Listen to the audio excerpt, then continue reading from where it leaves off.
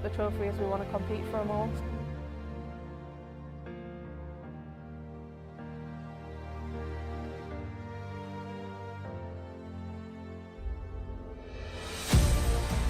Gets the byline, gets the crossing, brilliant chest park. Mallard gets to the byline, gets the left footed crossing, chance here, oh it's brilliant. Fridolina roll for first time finish. Finds Elizabeth Turlin, Turlin's efforts into the back of the net. And Manchester United are heading to the League Cup final. To add this trophy would be who we are and what we're about.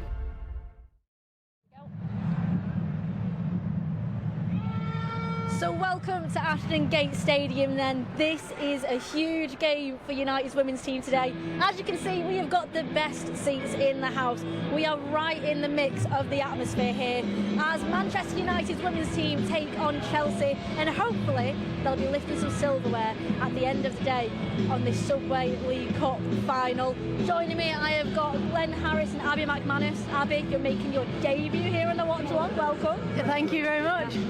This is going to be great today. I hope you enjoy the atmosphere. And this is so jam-packed, we've actually got some even more special guests for you. So let's head down Pitchside then, because I think I can see that Ben Ibsen is there with a few special guests. Over to you. Thank you very much. Yeah, I'm joined by Leah Galton, Celine Wiese and Anna Sandberg.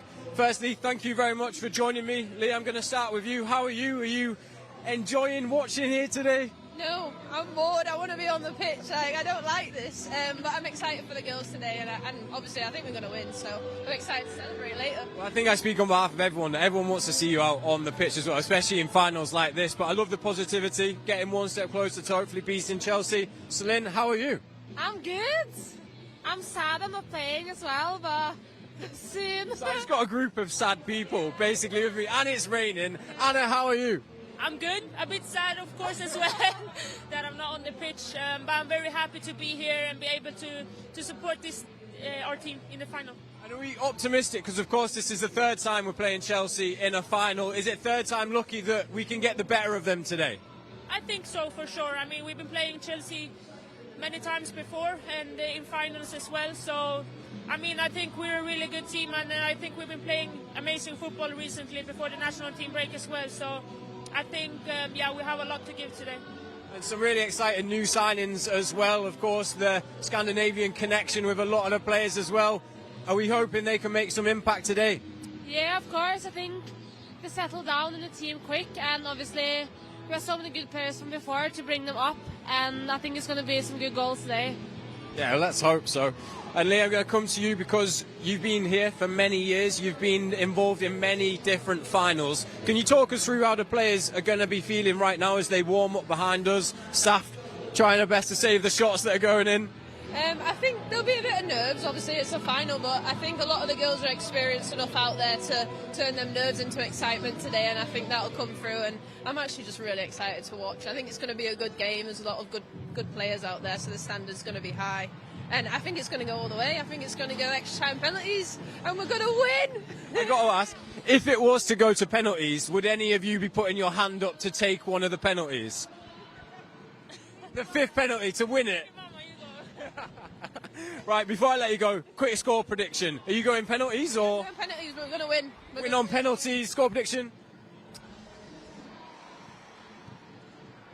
Ask Anna. Anna? I say 2 win. 2 wins. No, not 2 win. 2-1. That's what I said. I don't want to say anything about that. Don't want to jinx it. Well, thank you all very much for joining me. Hopefully it is a good result for us, and we'll head back up to Zara. Thanks very much for that, Ben. I can tell that you're having the best time ever there, Pitchside, that's for sure. It's always great to hear from the players as well. Let us know in the comments now on this YouTube, basically, who your favourite player is. Any score predictions that you've got ahead of this game, let us know, because I tell you what, the fans are going crazy in this stadium. You can see the place is full of the Manchester United flags there.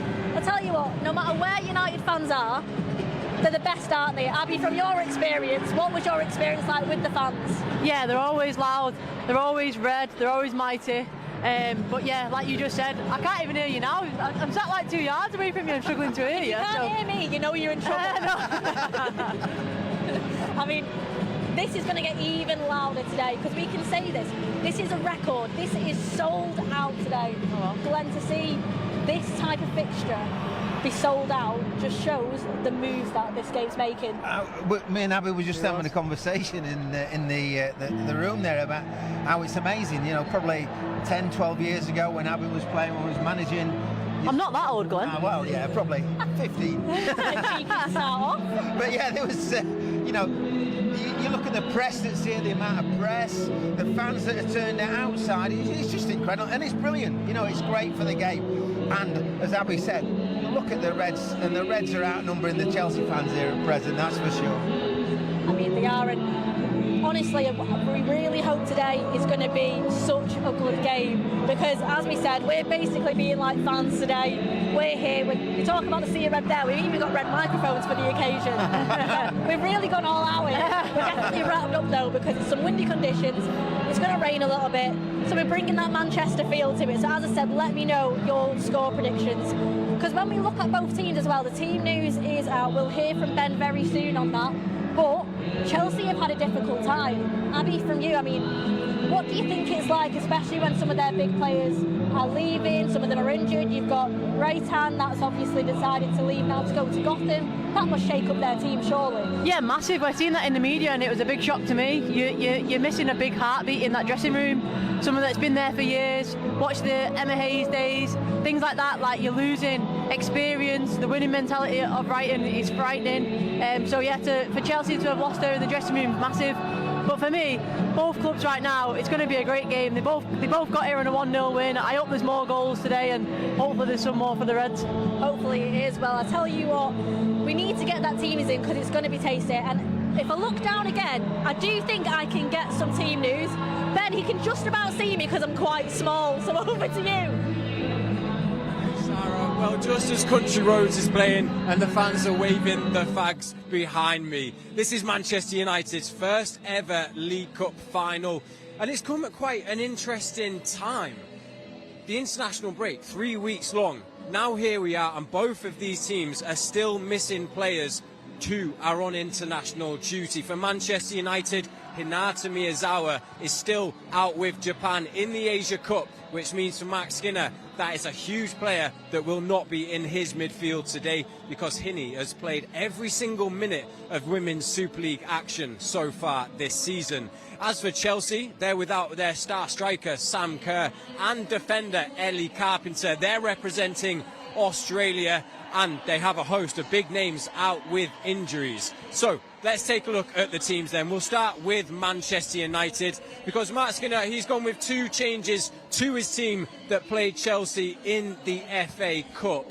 And you can see that Jade Riviere and Elizabeth Turland both come back into the starting 11. Obviously for Jade, a warm welcome back from injury, and for Elizabeth Turland, she's the goal scorer against Arsenal that has put us into the final today. It's also a very action-packed bench for Manchester United. Some big names on there, including Fridolina Rolfo and Leah Schuller. Can we see some magic from her today?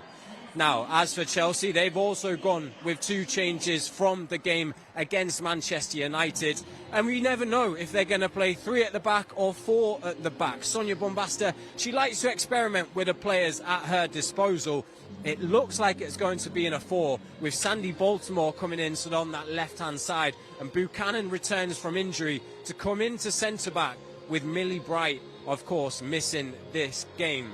So it's going to be very interesting. Manchester United's first League Cup final. This is Chelsea's 7th. This is the 3rd time these two teams have met in any final. Could it be 3rd time lucky for Manchester United? Let's hope so. We'll head back up to Zara and the gang. Thanks very much for that, Ben. I can just about see you. I'm only a little bit smaller, but I can just about see him there. Because I tell you what, he's looking like an ant with how busy this place is. This is going to be a great fixture today. I have to give a huge shout out to everyone that's watching on YouTube right now. We've got plenty of you as well tuning into the men's kickoff that's happening, but you're tuning into this show to try and get that fix before this final kicks off. So let us know in the comments from where you're watching from today. This is always an admin's nightmare, but I want you to flood the comments with the flag from where you are watching from. We've already had a few comments about people watching today. We've got Cadia Taylor says, watching from Jamaica. Wow. I tell you what, Caddy, it's going to be warmer, isn't it? That's for sure. It's going to be a lot warmer than here, a lot drier. I think you're going to enjoy yourself there. And then we've also got Rice Leck watching from Singapore. Let's go United. There's a huge Manchester United fan base there as well. We've got Neil I says watching from Nigeria. Let's go. Dominic Gilmore says 2-1 Manchester United, I want to say. And favourite player is Anna Sandberg. Well, what a treat you've had, because hopefully United women's team can get a result. And you've just seen Anna Sandberg as well. Great to hear from her. I have to ask then, out of you two then, when you think about this squad, there's so many dynamic players.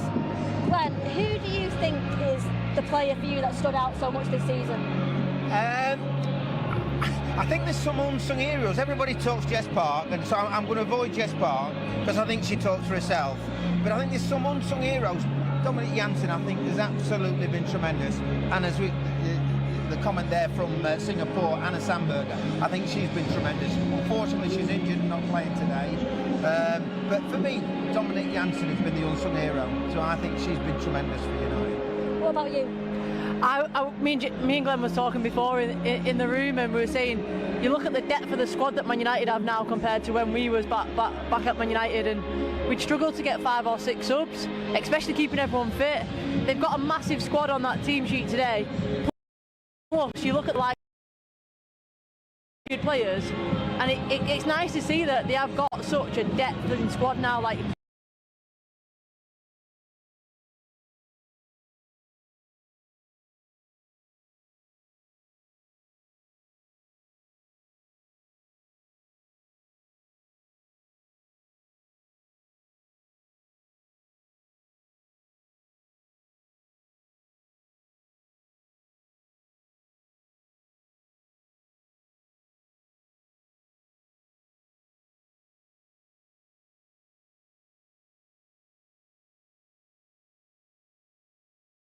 Progressed over the years, even when from you last played for us to now.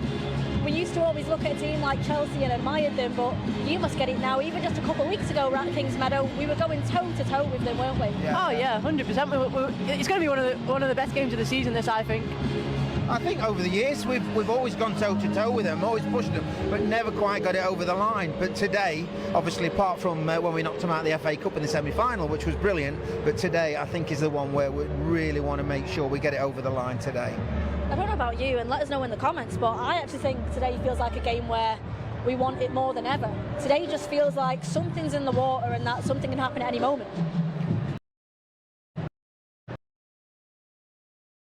If they don't give 110% today, then I don't know what they're here for.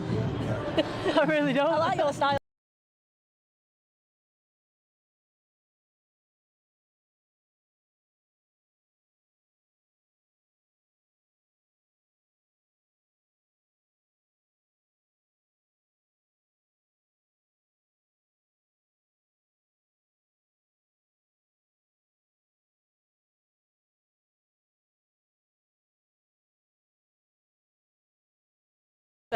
So you're better off on that bus with a win and the trophy on that bus, because if not, it's long and it's miserable. You know what it's like, Glenn, don't you? Yeah. It's heartbreak, but if you've got the trophy, it's the best party bus going. Yeah, definitely.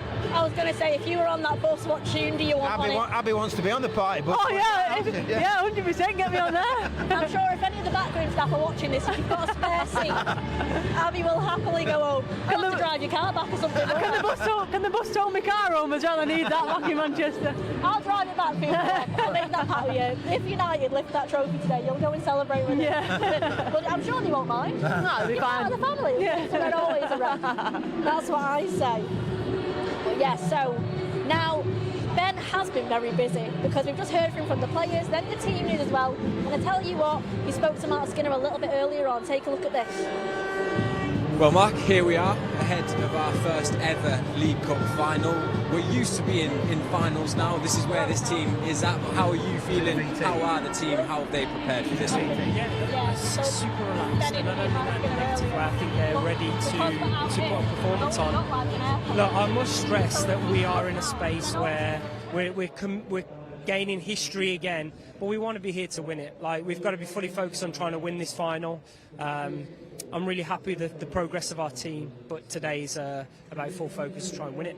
I mean, speaking of progress, it seems like Chelsea are a difficult team to beat, but every single time we play them, we push them one step further. We get one step closer to getting on the right side of that result. Could today be the day? It has to be for us. You can never guarantee a success or a loss in any of the games. You have to prepare to go to the wire. I think we're prepared to do that, and I think it's always been close between us and Chelsea.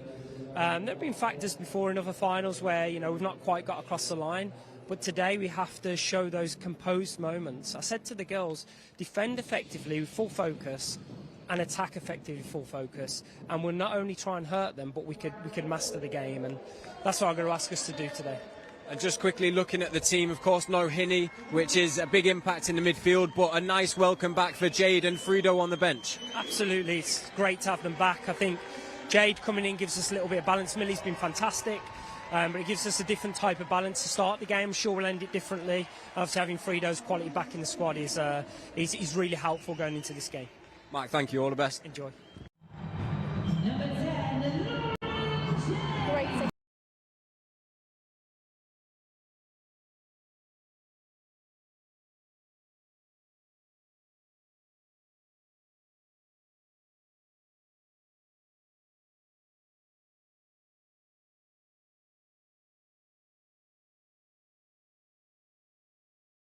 Yeah.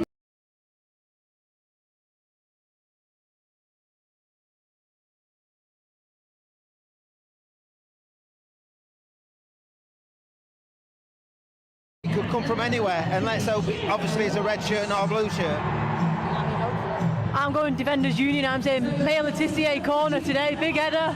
She deserves it, to be fair. She's been unbelievable this season and last, so yeah, why not give her a goal in the final? You know what, because you mentioned her, I'd love to talk about Maya Letitia. Let us know in the comments how much love you have for our captain, because people forget Maya is still so young, yet leading this team fearlessly. She's such a great role model, isn't she? She's got this quiet aura about her that is just a natural-born leader, and that aura spreads through the team, and I think it's no coincidence that the team's pushed on since she took over that armband, and she has got that aura that is tremendous, and she's never not fit for a game, which is, as a manager, as a coach, is just what you want from your players. I know for a fact she won't mind me saying this. In the press conference on Friday, and Maya worked so hard before the press conference. Maya was in the gym, still working hard. Turned up to the press conference, everyone could see it. She's obviously clearly been working hard and just carried on, because she'll do whatever she needs to do for the team. Yeah, definitely. If she's in the gym before a press conference, it proves why she doesn't get injured, why she has so many minutes. But even before she was at United, she was such a young player and she was getting minutes. And we say it all the time, experience is what you need. You need to be on that field playing. There's no point in being at a good club and not getting any minutes because you're not learning anything. You can train with the best all day, but you need to play with the best, because as soon as they cross that white line on a Sunday, they come alive, and it's the best part of the game. And Maya Letitia has experienced that from such a young age, and it's obviously it's showing now because she plays like a 35-year-old, so in a good way that is. Yeah. I mean, speaking of like the togetherness within the team, and you need someone like Maya to obviously make sure you bring all these personalities together. But more than that, today you look at it, even the injured players are here, still being there. This is a squad that has for years felt this together, but this is probably shows how much every single person wants it, not just the players here, not just the starting 11, all the backroom staff, everyone is a part of it. Yeah, I think it is part of the culture that's been embedded right from day one, that really it's all in it together, that togetherness is key. And as I say, they've built on that, and as Abby said, excuse me, the squad depth now is phenomenal. I mean, Chelsea have only got 5 outfield players on the bench. Now that That was United back in the day, but now United's pushing and pushing and pushing, and we're getting in a position to take over the mantle from Chelsea, I think. What do you think is going to be the key difference today between the two sides? We just discussed Lauren James, to be honest, for Chelsea. I know we don't want to speak about her, but she was one of ours at one point, and she's an unbelievable talent, and she is such a big game player. And we were just saying, we hope if we can keep her asleep today, put her to bed early doors, we should be all right. Yeah. And I think Chelsea are under pressure at the back. They've struggled defensively. They've not had a consistent back line. So I think going forward is our big opportunity here. As Abby says, keep LJ quiet, keep Thompson quiet, and then we can cause them problems in the back. I think the unsung hero for Chelsea is always Cuthbert, and again, she's the one who actually just gels it all together. But again, LJ's that magic player, and she's a big game player. Hopefully today's not her day, and that we do keep her quiet.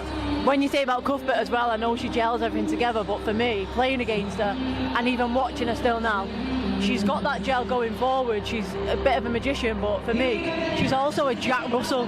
She's the one that wins the tackle and then gets Chelsea back on the ball, and she's a nightmare to play against.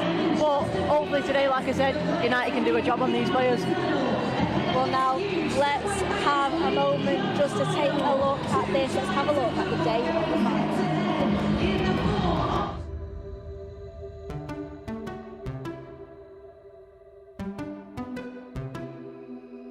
And Manchester United are heading to the League Cup final, and they will be facing Chelsea in the final as well.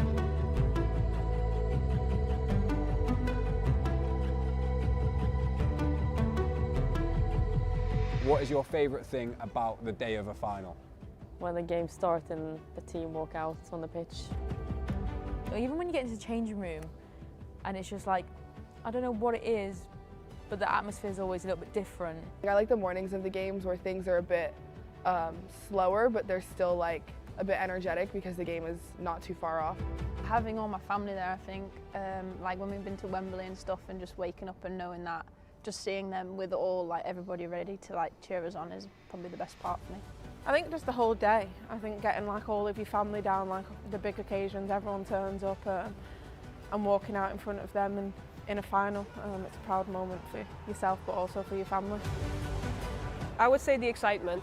Just knowing that you're going to play in a big stadium with a lot of fans and having a final is something special. The whole day all together, the fans come together. I would say when everyone is going out to the game, when the game is starting. Well, hopefully in the end lifting the trophy, but yeah, it's always fun to play a final, it means a lot, so yeah, coming out on top would be great. Everything about this day is special, but of course I think at the end the celebration, if we hopefully win. How different does a final feel compared to any other match day? I can't help but get extra excited and just enjoy the time and the environment, because you don't really get many. Obviously we've had quite a few the past couple of years, but you never know when it's your last one, so just enjoy the whole thing. Yes, definitely. It's a little bit more exciting feeling, and feel like you've actually it's one game and you're playing for everything. Yeah, of course. I think a final feels always different. I think all finals always feel different. You win it or lose it, so yeah, it all depends on that day. So yeah, I do think it feels different, but it's a good feeling. It all comes down to preparation, so as long as we prepare the right way, it is just another match day. Obviously, you could argue that the stakes are bigger, but for us, I think just taking it as a match day, and we take every match day really importantly. The goal is always to win. In terms of the game, it's just another game against another team, so we just have to implement our game plan and what we want to do. Yeah, like I would say before, it's a bit more nerves than usual. But then again, once you're on the field, it's more like a normal game. Not that much to think about when you're playing. I'm trying to just approach them the same way that I approach any other game, because at the end of the day, it's just one other game than the rest of the games. Obviously, there's a little bit more. I would say I would be a bit more nervous. But I think it's good because it gives you more focus. This Manchester United team has got a good amount of experience in finals over recent years, a lot of experienced players as well. Will that help the preparation? When you have your first final, you don't really know what to expect in terms of how the day is going to feel, but I think once you've had that experience, then it becomes a normal football match for you. Yeah, 1000%, because you know how to manage your emotions, you know how to manage the games. Like, it's different to playing like a normal league game where you can manage time a bit differently. Like, this is a one game only. As I said, it's a special game, so you need to know what you're walking into. It should do, yeah. And also we've got I think we brought in a lot of players that also will have played in other finals in other countries and leagues and stuff. So I think bringing all that to our team, it's going to definitely help this year. Bringing in the experience that we have in this window especially, I think it's just really strengthened us even more. So yeah, it's going to be an exciting one. The more experienced you are, the more like you know what you're feeling and like accepting the nervousness or whatever it is. But yeah, it's always special. Every game is special. Every final is special. So yeah, I think this group of players we have now will do great. Playing a lot of cup finals just gives you that extra experience, what you need on a game day like that. So I think it's really important that a lot of girls have had the experiences, so that way we can just perform at our best. Only 3 teams have won this competition since it started in 2011. City, Chelsea and Arsenal. How good would it be to have Manchester United in that as well? Yeah, let's make it 4. That would be unreal. This would be great. I mean, we are one of the best teams in the league, so I think we are missing in this. I think it's about time another team win it, so yeah, hopefully. Playing for Manchester United, you want to win trophies, and no matter what the trophy is, we want to compete for them all. So yeah, it'd be nice to add our name to that list. I think it would be pretty special. Just another trophy that we want to be winning, and hopefully, yeah, take it off Chelsea this year. Manchester United is a well-known club throughout England, throughout the world. So to add that stamp to our already growing resume, I think that's something we're definitely aspiring to. Everyone in this team wants to win, and we want to win titles and play these type of games. So we're ready to take it home to United. And to say we haven't been in it before, I think that's even better. It's just nice to get into something you've not done. And then also I think next year they stopped letting Champions League teams in, so obviously if we did get that, we wouldn't be in it. So if we could go out with a bang, that would be great. Of course, that's the goal. That's what we want to do. So yeah, it'll be so good. We want to compete about titles, so of course we want to be there and join that group. Yeah, that would be sick if we can win this. I think it's really nice that we could make some history, and I think that's why it's going to be a big day for us.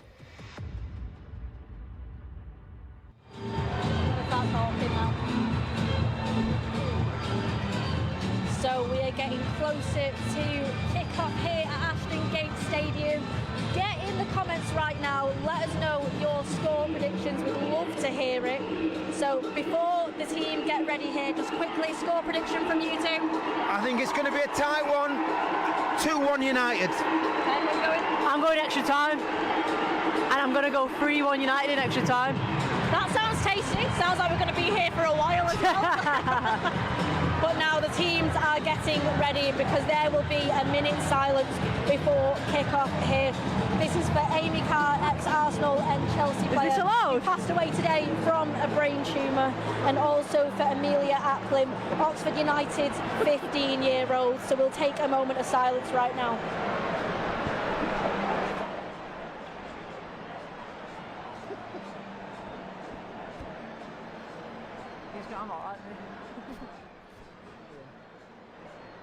I'm not bothered about the chair getting wet.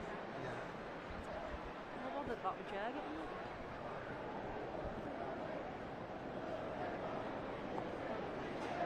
The footballing world.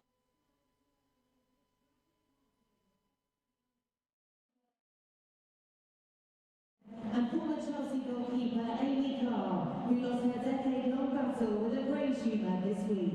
The deepest condolences of everyone across the women's game are with Amelia and Amy's family, friends, loved ones and clubs at this incredibly difficult time. There will now be a period of silence in their memory, which will begin on the referee's whistle.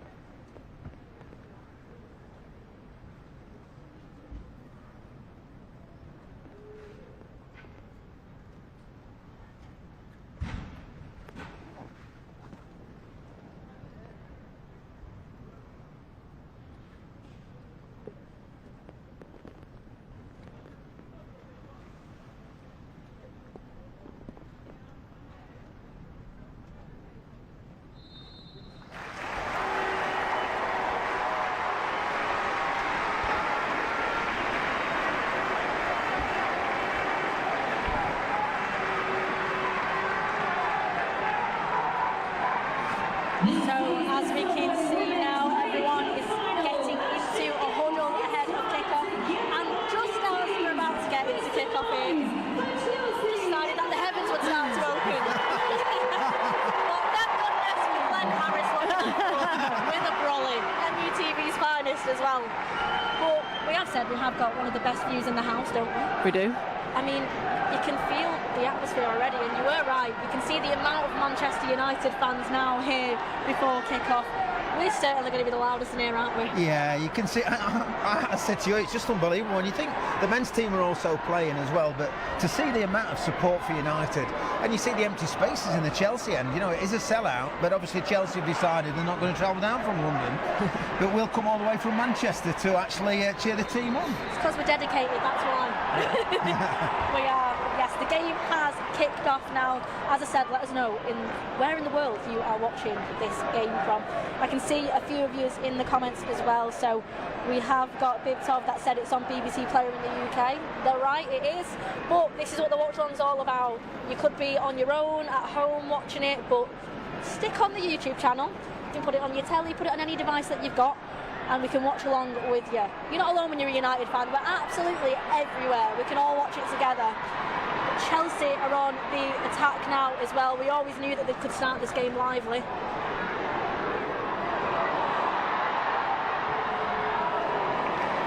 Abby, you mentioned it earlier, didn't you, that Lauren James could be the one to watch for it. That ball was out.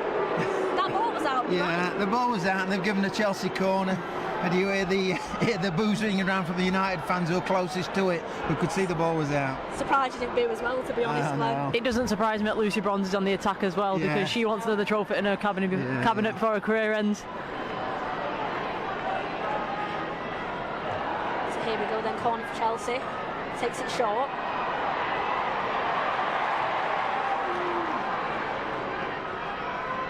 It looks like as well that United are a lot more compact at the back there. I think they're going to wait, obviously, for those moments where they can go on the counter and just have that pace that we've got. Yeah. I think that's, like I say, that's where Melvin Mallard comes alive. And Turland, as I said earlier, is the fox in the box. If you get her in the box and get the crosses in, then I think that's where United can benefit.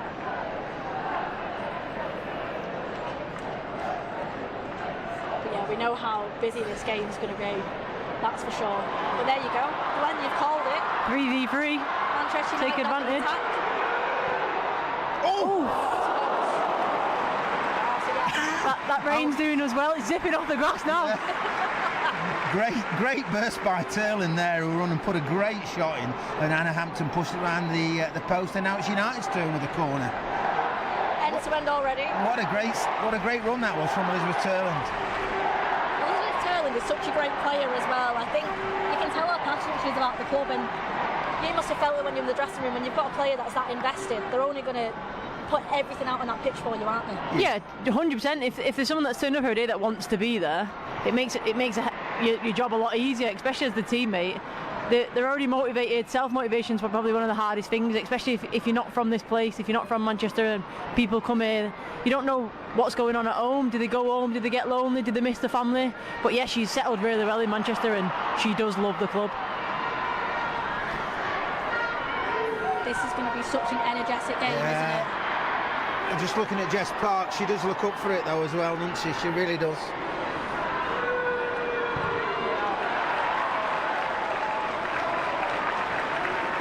She tried her best, but it was definitely out. Yeah. I'll give him that one. That was definitely a corner. I'll give him that one. Glenn, any chance? Sorry. Keep stabbing in the head. I'm not going to lie. I know I've been on the weights, but you know. I thought I was going to have to get the medical team up in the It's when we score, that's the worrying bit, where the brolly goes. Protect Raps, forget about me, honestly. No. You're little, you're all right. I put my hood up. I put my hood up.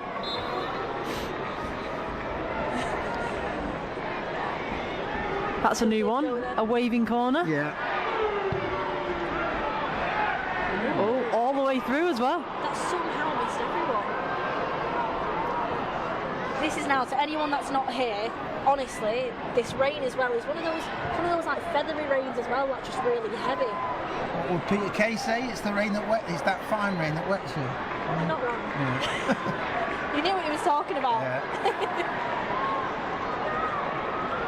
Yeah, we've got some people in the chat now. Let me know what you're thinking so far of this game. Dominic Gilmore put in capital letters, nearly a goal from Turland. I think definitely he's jumped off his seat as much as we did. We're not invested. We couldn't even be bothered sitting down. I just thought, we just need to stand up and actually engage in this. We've got Nancy saying, I would love you to show the game. Listen, I'm sorry, but we're going to be alongside. Turn the camera around him. Turn the camera around for him. I'll let you do it. If No. I only fall into the camera and it just lands there. But as you can see, we have got the fans there. We can show you that. We just can't show you the pitch. Yeah, see, look, Rebecca Ranjarvis in the chat, she knows what it's about. She said, for those wanting to see the match, it's on BBC. MUTV, they can't show that game due to the rights, but we have this instead. You're right, Rebecca, and you've been there from the very start of this watch-along. You very much have at the start of the season. So yeah, let us know in the chat.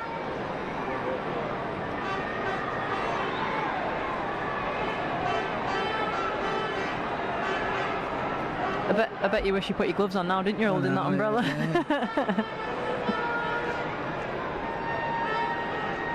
I think one of the things that you notice from the women's game, and at the corners we've had 3 already, but there's no grappling.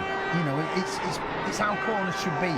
It's crept into the men's game, and it just spoils it for me. It becomes a wrestling match, and it was the strongest. Whereas the women's game, yes, they're marking time, but there's none of that grappling. You don't need that. I feel like as well as that, do you think that the goals are going to come from normal play or from set pieces? Yeah, I think it's going to, as both Abby and I said, I think it's going to be very tight. It could be a magic moment, or it could be a mistake, which hopefully it'll not be. But I think both teams are sort of well versed in the set pieces, so set pieces are going to be vital in this game. Yeah, I'm going to sit on the fence and say both. I think there's going to be many counter-attacks today. Yeah. And that's where both teams need to switch off, but at the same time, set pieces they would have worked on in training, so if they can pull some magic off today, I'm guessing they will. We've got to talk about some of the newer players from Manchester United as well. I mean, Giulia Ziggiotti is a phenomenal player, loads of experience too. She's having a right little battle there as well, isn't she? Yeah, she's, again, we talked about players buying into it, and she's absolutely bought into this no end, you know, into the United way, and she's been phenomenal this season. Last time I watched Chelsea United as well, I thought she did a really good job on Lauren James, so I'm guessing that she will have researched Lauren James again today, and we'll be putting her to bed for sure. She did really well last game.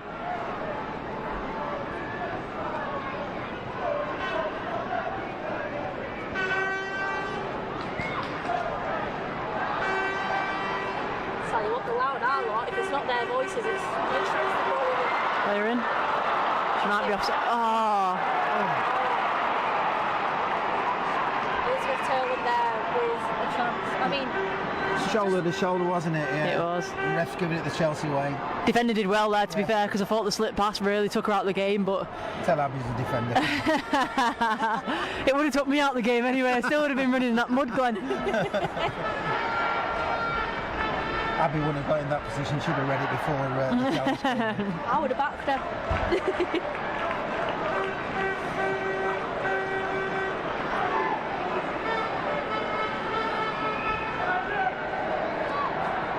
Yeah, we've got Dom in the chat says, our only breakers that Sam Kerr and Ellie Carpenter are with Australia at the moment. Saying, talking about obviously the lack of those experienced players in the Chelsea team. I mean, the thing is with the Chelsea team, they're a well-oiled machine, aren't they? Yeah. I mean, that's what you've got to be careful of. I think also, I mean, you can say that, but United's missing Innie. You know, she's at the Asian Cup, you know, and all big players, you know, saying that. Sam Kerr's been sat on the bench since, you know, since she's come back from injury mainly. But again, at least she's not going to come off the bench today. Great block. Great defending. Great block. Yeah, good block from Laetitia and Ziggiotti again. Lauren James seems to have a little bit of a free roll. She's coming over here on the left, and before she was over there on the right, so she does look hungry for it today. Cuthbert giving us a wave again. To be fair, when LJ was at United, she was never the fittest, but credit to her, she does look like she's in decent shape now.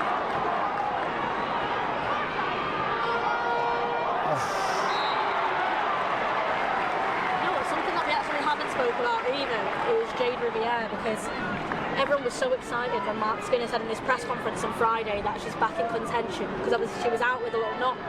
When you think about a player like Jade when she first started at this club, the development that she's had is unbelievable, isn't it? Yeah. I mean, obviously, I've got connections with Casey, and Casey is desperate for her to stay fit and keep getting game time. And and I think that's the one question mark that comes over her, is that can she be consistent in the 90 minutes? I think she's such a wholehearted player that she puts her body on the line every time she plays, and I think that sometimes is her downfall. But credit to her, having her fit today is just a real bonus for United.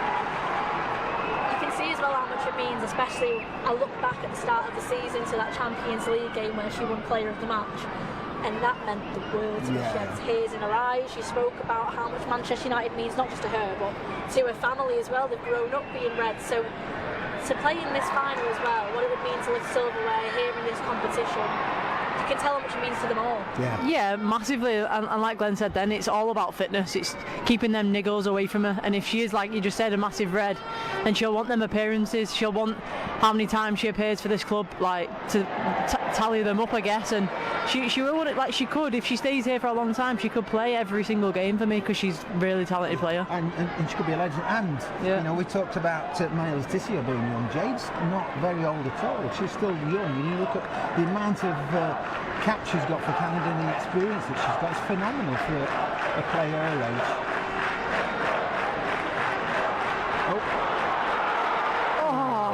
Hit the target, come on! Chance there, it looked like there could have been some magic from Jess Park. No. I'm going for a change on the brolly hands. So. I was going to say, you could have warned Abby, couldn't you? I'll get her next time. Chance for Elizabeth Turland again. She has really caused their two centre-halves a problem.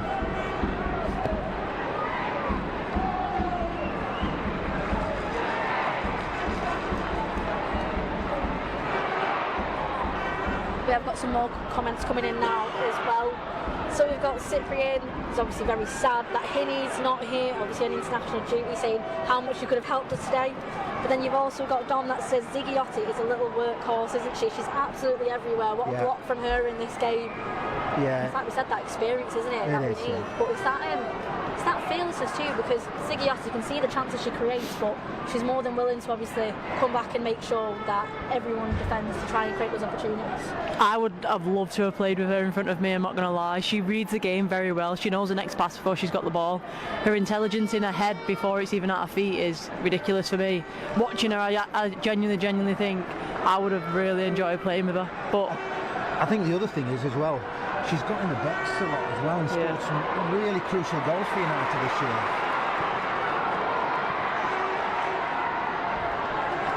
It's going to be interesting with this surface now the rain's come down with that ball zipping around. I think we saw it from that first shot from Turland of how it's zipping off the surface there. Oh, lovely ball.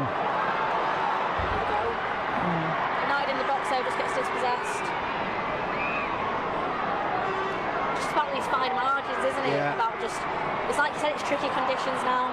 Genuinely, it is pelting it down now. I think I jinxed it talking about that feather okay rain, didn't I? I tell you what, whoever it was earlier that was in Singapore, I bet you're not getting rain like this. Send some sunshine over here. Yeah, exactly. Speaking of sunshine, Abby, you were just away on holiday. Why didn't you bring the sunshine? I know. Well, to be honest, I was only in Tenerife seeing my family. My mum and dad lived there, so I was going expecting a bit of sun, and it was clouds. I brought the clouds to them. You can't tell because Abby's wrapped up very warm. She's got a lovely tan as well. I'm quite jealous. This isn't to keep me from the rain. This is to keep me from the umbrella and Glenn.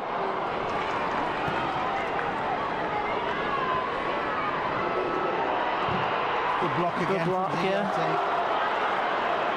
Ziggy Otti's really keeping us in this game now in these moments.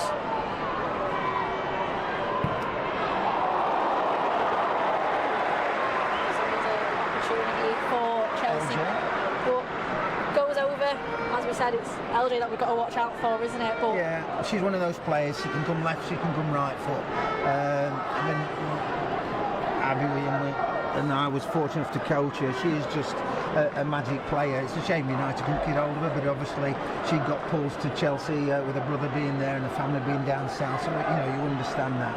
But she was a great performer for United in the time, scored some tremendous goals for us. But none today, that's for sure. I'm just going to manifest that, Glenn. Yeah. I've got some comments in the chat as well. We've got a few people asking about the score. So yeah, we're 14 minutes in and it is 0-0 so far. Also to the men's team as well, it is 0-0. So if you're a United fan, it's been Was no that 2 goals o'clock yet. kickoff, that? Yeah. The men's, yeah. Yes, indeed. So yeah, hopefully Manchester United, women's team and men's team will both score today. Yeah. And then there'll be celebrations all around, celebrations all on the motorway going back up north. Hopefully no traffic. That's just for Abby because it's a tough time getting here, wasn't it? It was. Tough time for me as well.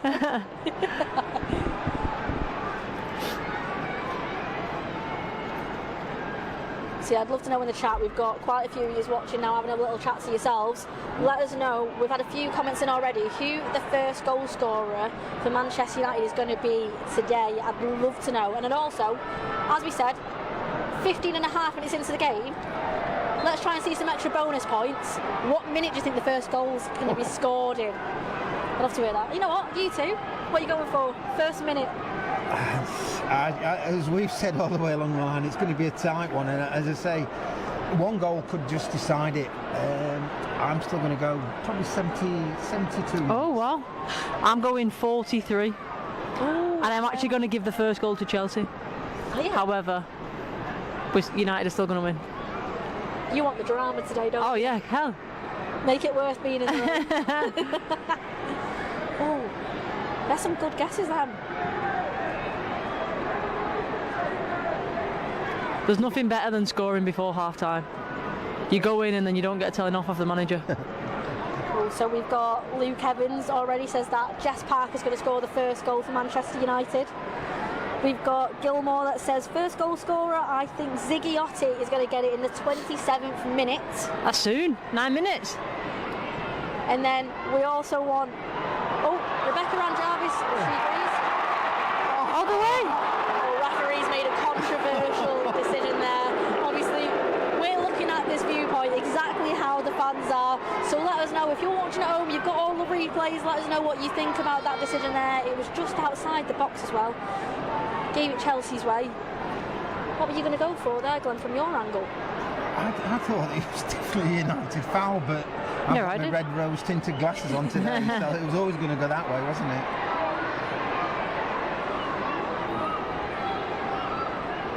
Let's have a look then. Oh, so yes, Offside. Rebecca Ranjarvis says Jess Park to score for the women's team, and also she's going to go for Casemiro to score for the men's team. Some great predictions there. Yeah. Got Cyprian says I'm going to go Elizabeth Turland in the 30th minute. She had an opportunity earlier. You never know. I think Turland's had a really bright start to the game. She's really muscled their two centre-halves, and I think is it Buchanan, one of their centre-halves there? She's not long back from injury, so it'll be interesting how long she lasts. Glenn, look at the hole in the middle of that park and their back line. That is crazy. Jess Park's going to have a little wander in there now. That's what Jess Park's great at, just recognising those little pockets of space, isn't she? Turn. Turn. This is what we want to see. We want to see Jade overlapping. We've not seen enough of that just yet. We want to see Jade getting bomb forward. She's obviously got a vital job to do in defending against Thompson, but as I say, one of her strengths is attacking.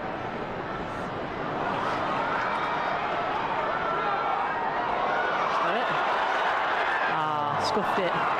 Chance there. Clean shot there would have been good. Yeah. That would have been great. I think first shot on target though goes to United. It is. You're not wrong, Glenn. Hopefully there's many more of that and they hit the back of the net. Where we are as well in the stadium, so we are just above the corner flag. So we can even see some of the players warming up. So we have got some of the Chelsea players warming up there too. And as we said, we're right next to the fans as well. And all of them are probably just as wrapped up as what we are.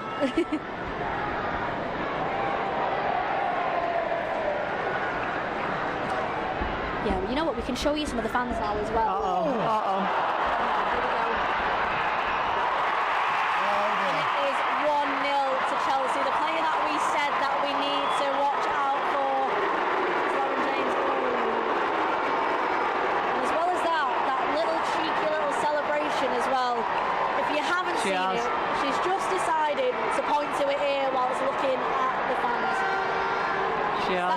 Christmas where even though she's there trying to antagonise the fans, that's going to give fuel to these United players because they will hate to see them do that. Yeah, unfortunately, a mistake at the back from one of the players I was bigging up before the game, unfortunately. Just, again, the conditions, I think, just got stuck under her feet and mishit the back pass, and LJ got onto it, and I think there was only going to be one winner once LJ was clean through on goal there, and she slotted it away, unfortunately. But as Abby said, Chelsea was going to get the first goal. United will come back and win it, following my prediction, a 2-1. What did you make of that, Abby? For me, I don't know who took the throw in. It was too rushed, wasn't it? Yeah, there was no need to go back to Janssen for me on there, but Janssen, yeah, she put Janssen under a bit of pressure, and obviously, like you said, Glenn, with the pitch, she's obviously miskicked it back to the keeper, which is unfortunate. But for me, the throw-in should have gone forward and not backwards in the first place. She didn't see the player coming to shut her down. She rushed the throw, I think, and if she'd have just delayed it, take the time, and then looked for that forward throw. I get it. She wanted the ball in play and she wanted to play a bit of football, but yeah, it's obviously it resulted in Chelsea scoring a goal. But yes, just to confirm, as we said, so it is 20th minute, Chelsea 1-0, Lauren James. Any predictions on 20th minute? It was the 19th minute, the ball went in the back of the net. Anyone win? What did they win? No one said that. You know why? Because the red throwing through and they didn't want to predict the Chelsea. Abby just wanted drama predicting the Chelsea players. We've got some more comments coming in though. We have got Dom Gilmore said it had to be Lauren James, didn't it? Had to be. But Manchester United on the attack now. Terry just slide through a pass there to Jess Park, and this is where Jess Park's great because the amount of movement she has, she's always willing to go in. Oh my goodness. What a wicked ball that was across the box. Melvin Mallard there with a great crossover. I'm actually thinking that could have even went top corner, you never know. I'm going to be controversial a little bit about Lucy Bronze, because I think that is one of her weaknesses, is her 1v1 defending, and Mallard is the sort of player who can actually take advantage of that, and we've got to get the ball out to her. Because Lucy Bronze is great going forward, but 1v1 defending I think is not her strongest attribute. If we can get Mallard at her, then that should... Lucy Bronze has always been the overlapping fullback, hasn't she? Because she's always had the athleticism to get back, and I'm not saying she doesn't have it anymore, but age is creeping up on her now, and yeah, she does, like you just said. Mallard can obviously take advantage of that, so hopefully she does. I mean, I'm quite interested to hear what you two think, because especially you've mentioned Lucy Bronze there, and obviously she's a fantastic player, so many plaudits, and she's paved the way for so many other players. But do you think when a player obviously has that much glory around them, that it's, as you said there, you never really hear any of the criticism much, do you? No, you don't. And again, I think because she is a big game player as well, you know, when she turns out for England, generally in the big games when it's got all the media coverage, she performs. But then I think when you see her in games, I think that is one area that she has got a weakness in, is that 1v1 defending. I think, to be fair to Lucy Bronze, playing with her and being a friend and a teammate for so many years, she knows her weaknesses and she does work really hard on them. She is she's always been a machine. She's always been that runner. She's always been that athletic player, and she's always been strong. But for me, her winning mentality and her brain is just, I've never seen a player have it before. Even when we've come across some of the USA girls before, like Tobin Heath, they have some strange, crazy. Carly Lloyd at City when I was there, they have some crazy winning mentality, but Lucy Bronze has that, and she obviously, she's gonna, when she does retire, she's got a few trophies in her cabinet to celebrate and go home with and sit around the table.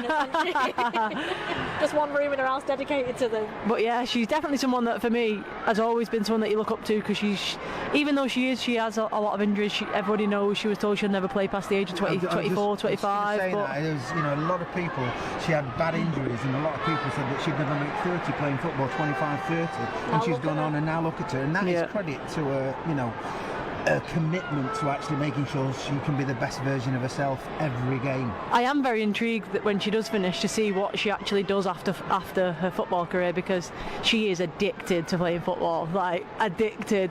So it's going to be interesting to see what she does after, whether she becomes a coach, manager, but she's going to have to do something, because she won't sit still. She will not sit still. I mean, from all the qualities that you know about her on and off the pitch, do you think she'd be a great coach? No.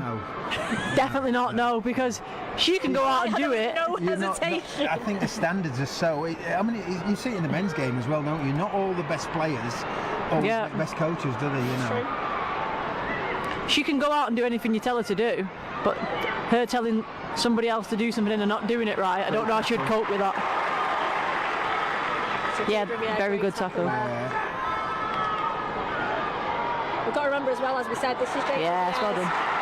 First game back after a knock as well, so she's getting back into the swing of things, and it's you can definitely see she's starting to have that spark again.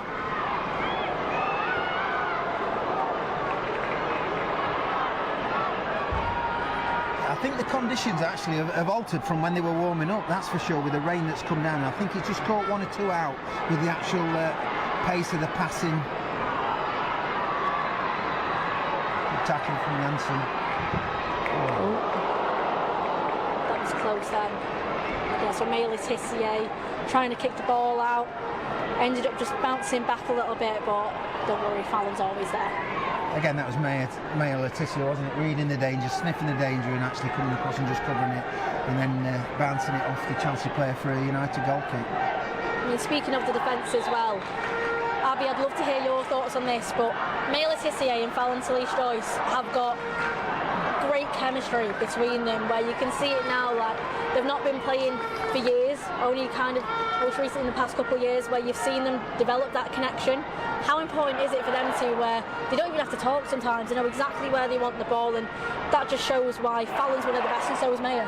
Yeah, definitely, you've got to have a bit of chemistry, you've got to know what she's doing behind you. Like if I was Letizia on the pitch, you've got to know, you kind of like, you want a sweeper keeper, you want the old-fashioned, you know what I'm doing, I know what you're doing kind of thing. Like even from the goal kicks that we've just seen there, even though that wasn't a goal kick. Sorry, I was too busy. David, watching the game. Shot from Jess Park. I know, but fumbled out of Anna Hampton's hands. Sorry. It's all right. Don't worry. They've got to have a bit of chemistry. They've got to know what each other are doing. But it is important, and you've got to have trust, and that's what I think that you can see the most. They trust each other, and if you don't have trust, then you're in a bit of a sticky situation. But it's good to see that they do. It is. I think just on Fallon as well, I think if you just look back to United's campaign where it had a little wobble, the only time it wobbled was when Fallon wasn't playing, and that's no disrespect to the other girls that came in, but I think Fallon is such a commanding presence in there. This is a foul on Jade Riviere there, so just by the halfway line, free kick for Manchester United.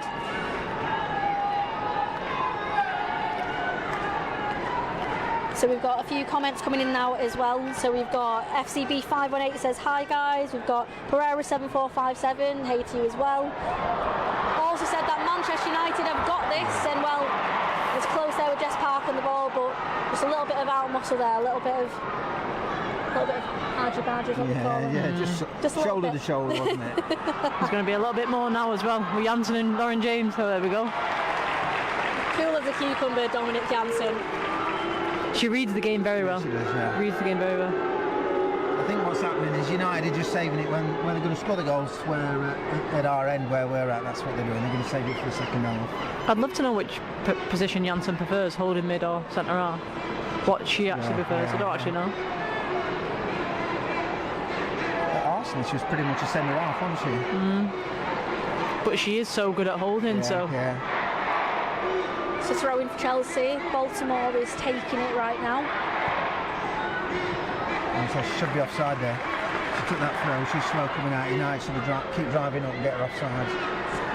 Genuinely, to talk about the conditions here, I've just seen Jade Riviere wring out her top then. Honestly, it's chucking it down. It really is. But it shows the dedication of these fans here, because it's not easy to, especially 2:15 kickoff. It's tricky to try and figure out, carpool together, get all the fans down here, and there's so many of them for sure. So yeah, credit to them, and plenty of different supporters clubs as well. We've got the official supporters clubs here. We've also got the young supporters clubs here too. There's many of them.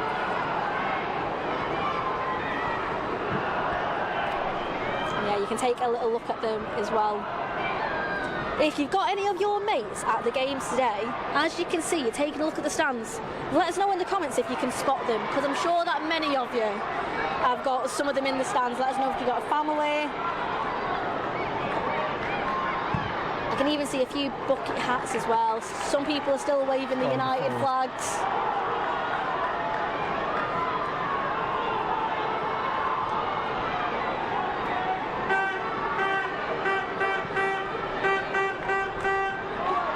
So is there anyone just tuning in? I can see he's in the chat. So there's been 30 minutes played so far, and it is 1-0 to Chelsea. So here on the official United Women's YouTube channel, this is your watch along. So we're watching it just as a fan, just as anyone else. So you might have the game on your telly, you might have it on your phone, but you've got us alongside it as well. So we'll talk you through it. We'll have a little chat in the chat too. And we've actually got someone in the comments that I spotted their mate in the stands. So we've got Pereira7457 says, I've spotted my best friend Gracie. So you can go and message Gracie now and say, listen, I've spotted you on the official United Women's YouTube channel. Tell Gracie to give us a wave. Yeah, tell Gracie to give us a wave. And tell you what, I'm not going to say if, I'm going to say when United score. Tell Gracie she's got to go absolutely crazy in those stands and we'll capture her. Got to hit it in these conditions.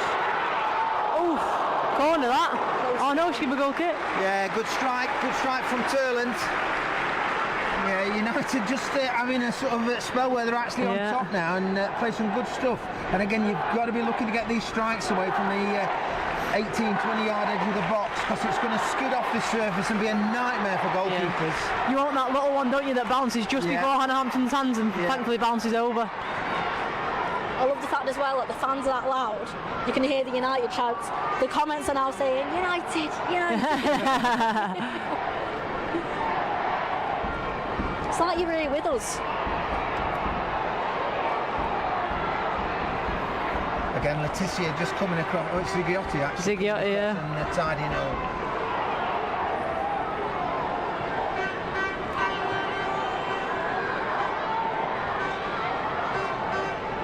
Good play. Oh, this is such nice fluid football so far for Manchester United. TV. I say it's having a good spell for United. And that's probably the second time that Riviera's got on the overlap there. A good spell from United now. Have we got any far off foreign seas putting in, Sarah? Any other than Jamaica or Singapore? Is Jamaica and Singapore not good enough for you, Glenn? Fancy some Northwich instead. Some Salford.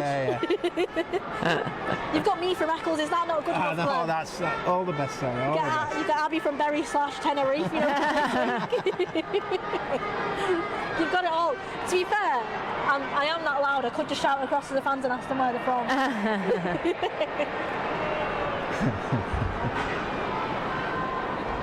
There are some people in the chat laughing about this conversation now, yes, so let me know where you're from, where you're watching this game from right now.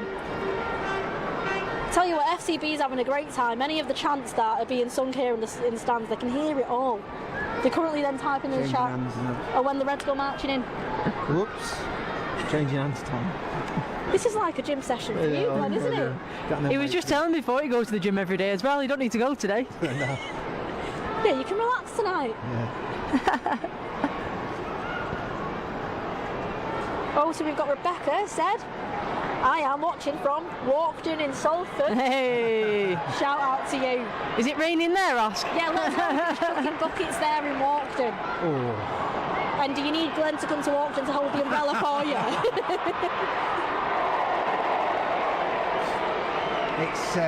It's actually, since we're talking about the weather, it's come down even quicker, hasn't it? It's like it's hearing me. I'm sorry, rain.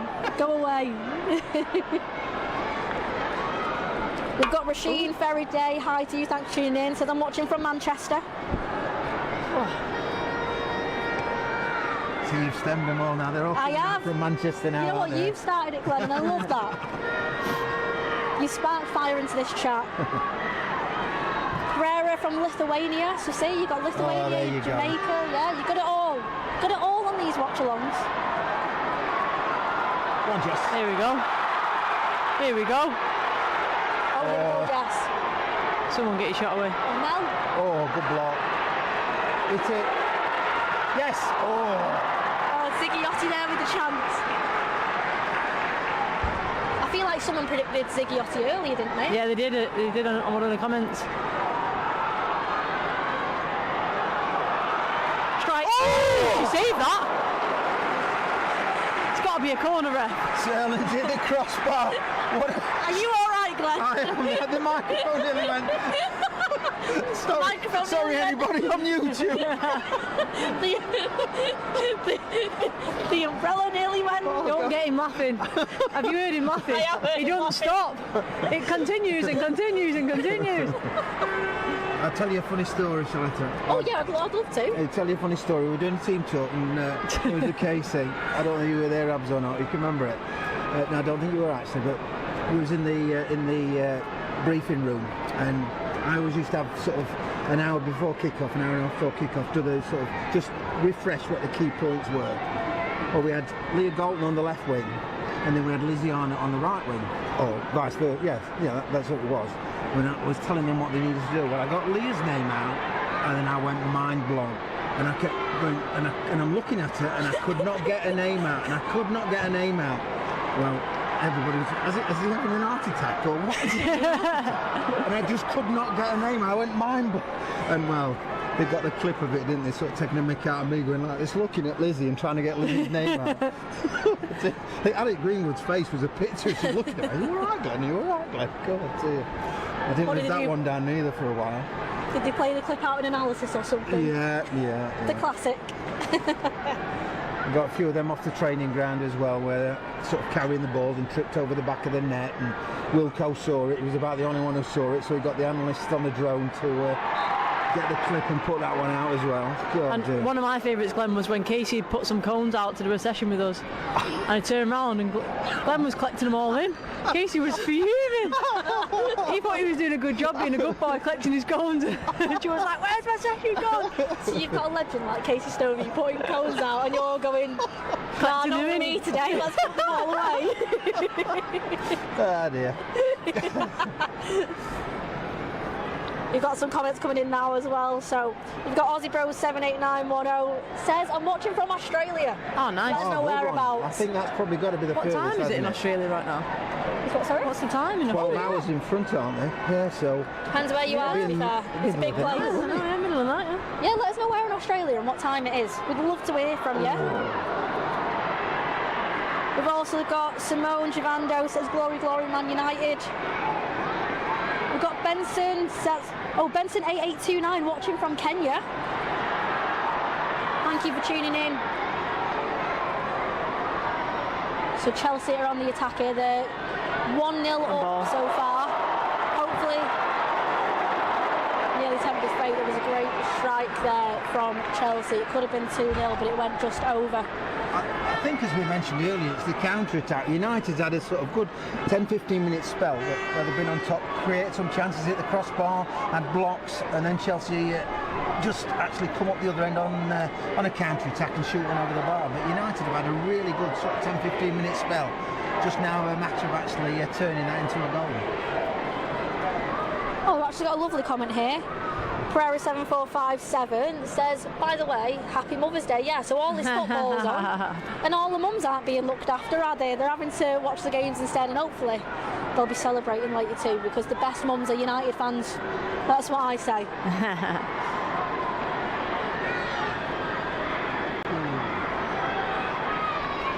But we've got Maydera says, "I'm watching from Uganda. Glory, glory, Man United." So we're getting a few into, not just Manchester. We are indeed. It's not. We've also got Karen McBurney says, "I'm watching/listening to you three on YouTube from across the pond in Michigan. We can't watch the game in the States, so we have you guys." Well, thank you so much for joining us. Hopefully we can give you that, as you can tell from the rain hitting my face, that Manchester weather that we all love. And that's what we've brought to Bristol with us today. Don't know about you, I thought Bristol was sunny. I'm mistaken. Terribly mistaken. It's awful.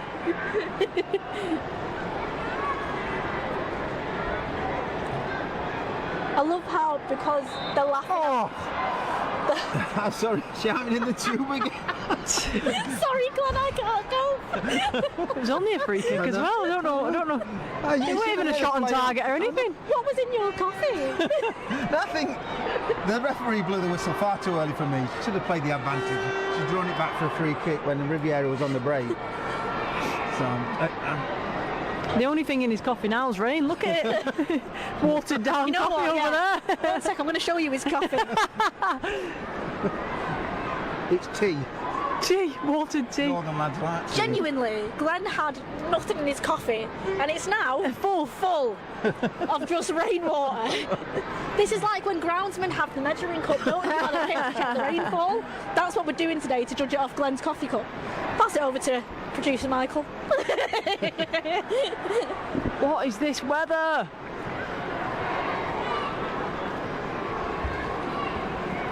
We've got Rasheen Faraday shout out to you saying, come on Manchester United. Amata 4405 says, I hope Manchester United women win. I do as well. I'm rooting for a win still. There's 40 minutes gone. It's 1-0 to Chelsea. But if it's anything like Abby's prediction, listen, it's going to be a dramatic game, but we're going to win, aren't we? We are going to win. I said before that Chelsea would score just before half time, but I think United will now. Oh no. Come on, keeper. What a tackle. What a tackle. Unbelievable defending. And Thompson is quick, but Letitia was just phenomenal in the way she got back to that there. Thompson's got to be disappointed there though. 1-on-1 with the keeper and you've allowed the defender to get back in. But yeah, like I say, fair play to Letitia to not give up on that. No. Great defending. It's exactly what we said before, though, that chemistry between Fallon and Mayer. They're such clinical moments that you've just got to be composed for, and composure is exactly what those two have.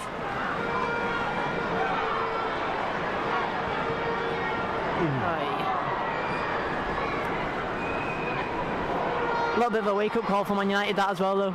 Say again. A little bit of a wake-up call for Man United, that as well. Yeah. Again, it's that counter, isn't it? Yeah. It's that counter-attack. Well, Abel as well asking what the score is. So there's 41 minutes gone and Chelsea are 1-0 up, but don't you worry, we have faith in the Reds today getting a result here at Aston Gate Stadium. Just a reminder as well, as this is the Subway League Cup final, it is a neutral venue as well, because I had a few comments coming in, but we are here in Bristol, Aston Gate Stadium, so, and it is a record crowd as well. It is sold out. There are so many, and so many loud United fans, that's for sure.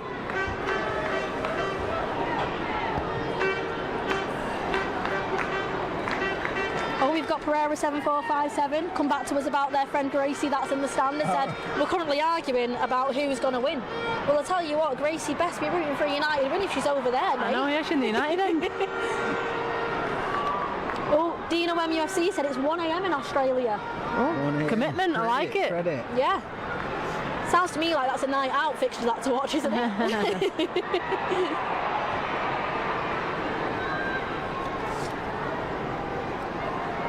CRM 4088 says we need to keep our heads and attention. These mistakes can cost us. And then that's why you need moments a bit like that Mayer and Fallon obviously getting together there. We've got plenty of players with the talent to get a result here. I think what's seen a couple of times from United, they've got the ball and a couple of the front players have made good diagonal runs and we've not actually looked to turn them round. I think we've played everything in front and I think we just need to look every now and again just to mix the play up and turn them around a little bit. And Turlin's definitely, and United's front players have definitely caused them problems when we've actually got at them. You know what else is causing problems? This umbrella. Is it? Is it getting you wet?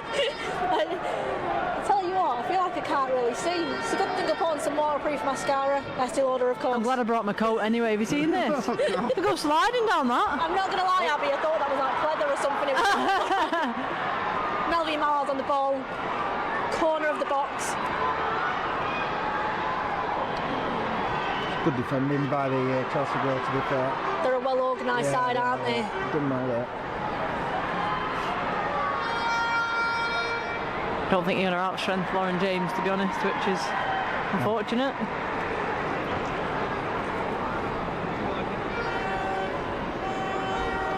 think this is where we need to will a bit of what Abby said. It's a good time to score just before half time. Come on, United. Exactly. We've still got a few people tuning in now asking about the game. So we've got Alex GG1 says, anyone know where I can watch the game in the USA?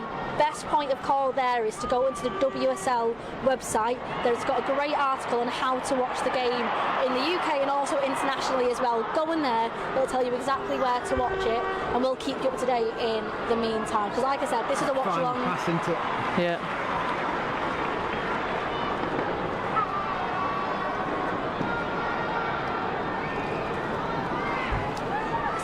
Just shows the United, those supporters in Australia, Singapore. Oh, it's incredible, isn't it? Incredible. Abby, what was your relationship like with the international fans? You still must get some messages now about your time here. Yeah, I got a few when I did move across the Manchester pond. I got a few saying not very nice comments, to be honest. However, I received quite a few nice ones on the red side, so it's nice. There we go, so 1 minute of added time here.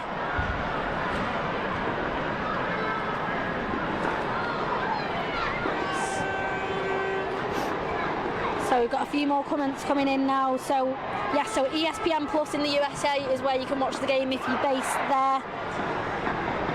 We've also got people asking about Miyazawa. Well, this is where there's international cup competitions going on at the same time. That's why we are without Hinney. And now I've got Manchester United on the attack. Come on. Cross goes in to Melvin Mallard. Should have hit it, shouldn't you?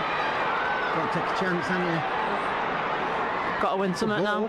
Get in! Yeah! How's that not got in? Manchester United Oh my God! It was a great ball in from Melvin Mallard, but it's not even a corner either. I don't know how that's not gone in. I can't believe how it's not a corner there.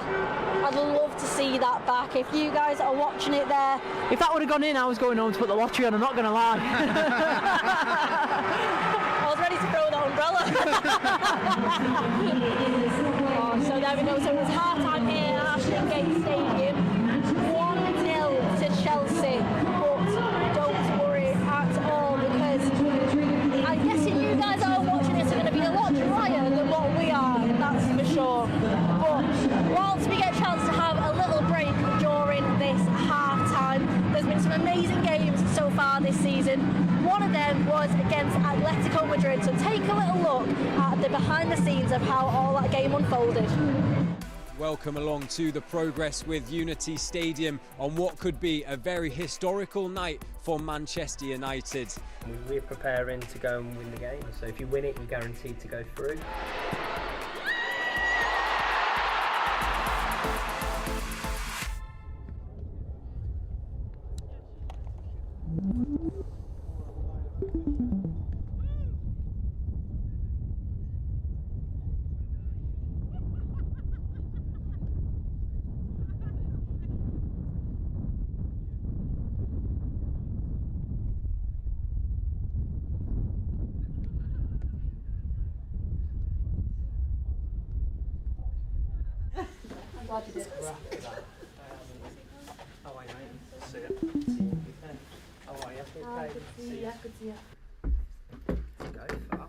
Here we go. Yeah, you can't. Right, They don't no drag. wheels. They don't move.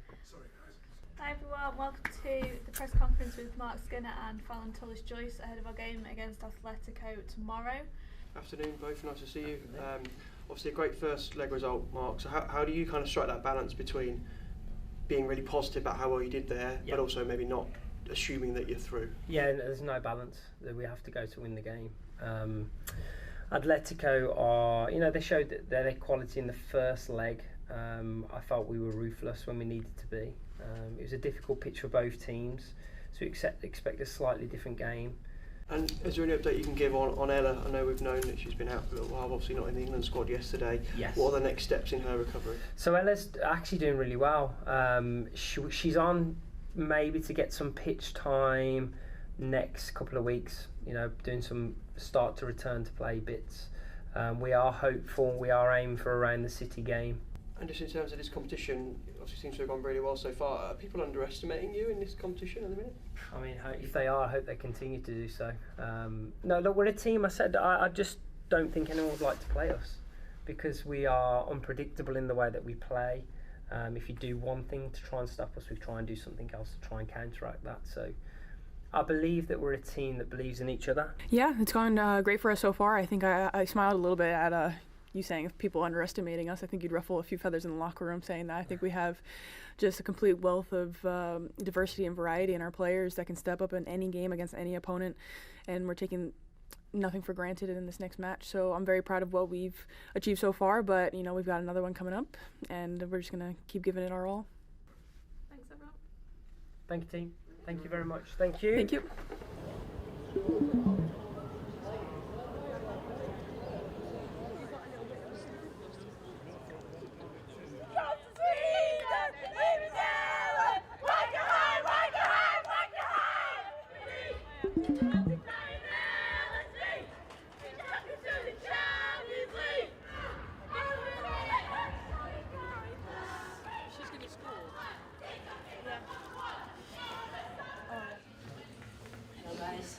Hi.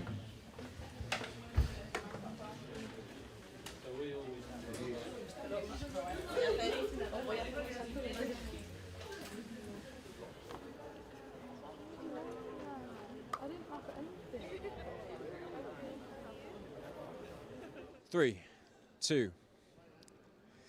Yeah, thank you very much, Zara. Well, hello, everyone. Welcome along to the Progress with Unity Stadium on what could be a real historic night for Manchester United. They already carry a 3-goal lead into this game from that first leg out in Madrid, which means if they can avoid defeat here this evening, well, they book their places in the quarter-finals of this competition for the very first time. Well, Mark, first of all, we all know how big of a game this is, a real chance to make even more history here tonight in front of our home fans as well. Yes, of course we want to do that. We are fully motivated to try and win the game.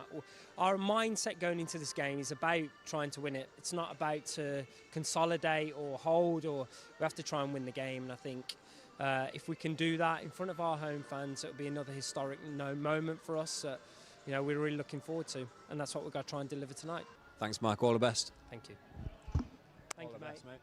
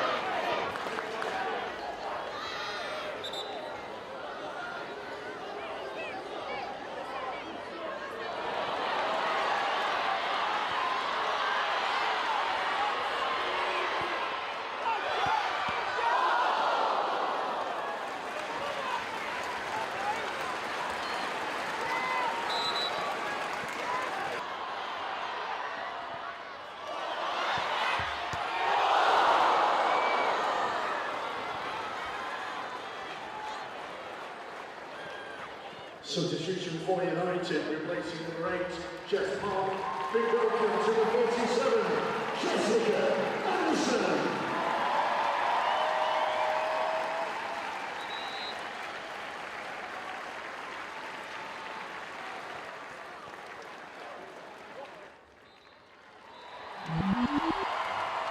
Confirmation that the road to Oslo continues.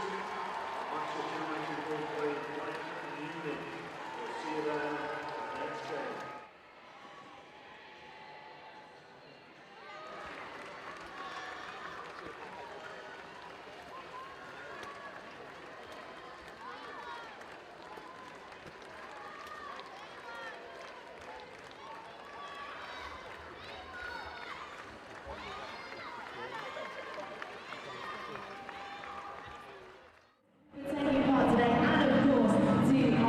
So we are back then as we get ready for the second half to get underway. I tell you what, our chat on the official YouTube for Manchester United women's team, they get some things right, especially because Casemiro has scored for the men's team. So whoever it was that did that, get in the comments and let me know. I'm going to take a little look on this Snapdragon device here and tell a lot of numbers as well, because clearly you've got some good luck about you. And I also want to know when you think Manchester United are going to score in this final today, because the sun's coming out a little bit on the other side of the stadium, albeit. I mean, not on this side yet, which is why we've still got the brolly, still got the hoods up. But Abby and I were prepared for the second half. We've got coffee in hand. We're ready. It's keeping it a little bit warm anyway. It is for sure. Let's shuffle across. We're a little bit closer because at least we can all see the pitch then that way. It's actually great seeing the amount of fans that are here in their numbers too, because it's not just the stand to our left that's got Manchester United fans. We've actually been chatting to this stand here, so there's a mixed supporters group as well. And they're the ones that have got some United flags too. So we have got some of the players warming up on the pitch too. Let us know what you're thinking now. But for you two, I'm going to come to you first, Abby. What do you think Mark Skinner is saying at half-time to this team? I think he's telling them to switch onto the counter-attack a little bit more, especially to the defenders. There's been a couple of one-on-ones with the keeper, so either he's having to go to the defenders or he's having to go to the strikers, saying put a bit more pressure on to stop that from happening. Either way, or probably both. But for me, a little bit more grit from United, a little bit more. Like, both ends have been great blocks, the defenders have been doing the jobs, but yeah, just a little bit more creativity, a little bit more, just a little bit more spice. Like, you're in a final, there's a trophy, there's a bit of silverware at the end of this. Give me a bit more heart, go out there, put a few more tackles in and create a little bit more, and let's test the keeper for once. I think the other side is United have probably created the more clear-cut chances. It's that little bit of clinicalness in that box. But I would actually still actually encourage them to actually shoot from outside the box, because it's going to skim, it's going to cause all sorts of problems for the keeper. So keep taking those shots and then just mix it up a little bit. Just get that ball over the top every now and again. Because Turland and Wagham have actually caused them all sorts of problems, you know, when they've actually muscled them. So I think they need to go for it. I can't believe this. There's actually a little rainbow starting to form. There is over there. If that didn't get any better, we've got Rebecca in the chat that says, just want to let you know it's sunny here in Salford. Do you want me to try and send the sun down to Bristol for you? Yes, please. Yeah, please, thank you. It can't be sunny in Salford. It can't be. It's not sunny in Salford. Have you never heard of Costa del Salford? Never heard of it? Never. That's where I'm from. There's some silverware on the end of the rainbow for United. That's where it's coming. There's a rainbow there for United. Yeah. That's really nice. It's even brighter as well. It's quite nice, though. Yeah. I don't think my eyes have adjusted to the brightness yet. It's a bit like when you put your phone on like night mode or something. Get used to it. Here we go. Let's have a look at some of the comments then before the second half gets underway. Because Chelsea are coming out of the tunnel now as well, so it won't be long until United are back out. But we've got Rashid saying, United, please score today. I know we will get some goals, I'm telling you, I promise you. We've also got Mad Hatter says, let's go United. We've also got 13 Den said, believe Schuler will score. Leah Schuler as well, obviously one of our newer players for us. What do you make of her style? Yeah, as I say, I think we talked about it before. The strength of United's bench is just gone. Well, it has gone from strength to strength over the seasons. I think it was always a criticism of United not having that strength in depth. But now I think we're stronger today on the bench than Chelsea are, and that could be vital in the second half. Particularly if we go with Abby's call of extra time, then that would be really, really vital on how this game pans out. If I was Mark Skinner, I'd definitely be looking to put her on for sure. I think she's going to be a bit fearless. Probably a first English final. Throw her on, see what happens, and she knows where the back of the net is. She's proved that for previous clubs and country, so why not? Yeah, she knows, and the teams are out now as well, so if we see any changes, we'll give you a shout. But obviously, we are looking from the fans' perspective here, so we'll give you a shout if there are any. But you are right as well, there could be some changes in this. We've got a great bench as well. It's not just about the starting 11. Some amazing players have come on for United here. So let's have a look and see what you're saying. We've also got Gerdana Core that says, let's go United. I believe Melvin Mallard is going to score for us today. I mean, we were watching that chance before. We had a little look at half-time, what was on BBC, and when you looked at that chance as well, we even said it, we would have loved it if Mel would have just had a pop first chance. First chance, yeah. Just he bounced up nicely for Trinity. To be fair, she got a great crossing, and United were just unlucky that it went the wrong side of the post. Here we go, yeah, so a change for Chelsea. Beaver Jones is on for Alyssa Thompson. I mean, we did talk about before the game that it'd be LJ and Alyssa Thompson with the chances. Thompson did come close as well. Does that surprise you? I'm shocked at Thompson going off, to be honest. She's a bit of one of Chelsea's threats. She's done really well this season for them, and yeah, I'm guessing it's a niggle or some sort. I'm not really sure. It's got a bit, because she's always been a player that's caused us problems. Yeah, the pace is going to cause anyone problems. She is frighteningly fast.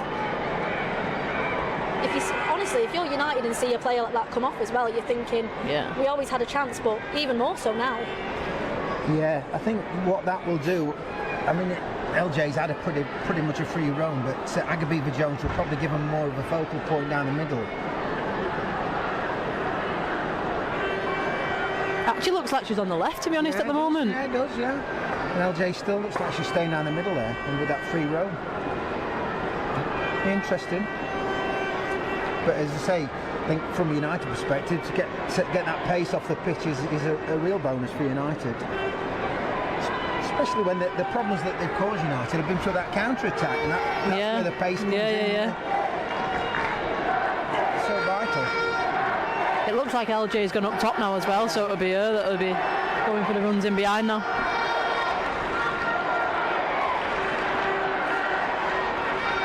As I've said, yeah, just to confirm, the second half is underway. 46 minutes gone. It is 1-0 to Chelsea so far, but Manchester United still very much in this game, and there's some great predictions coming in too. We've also got Rebecca Ranjavi says, I still think that Park will score first for us.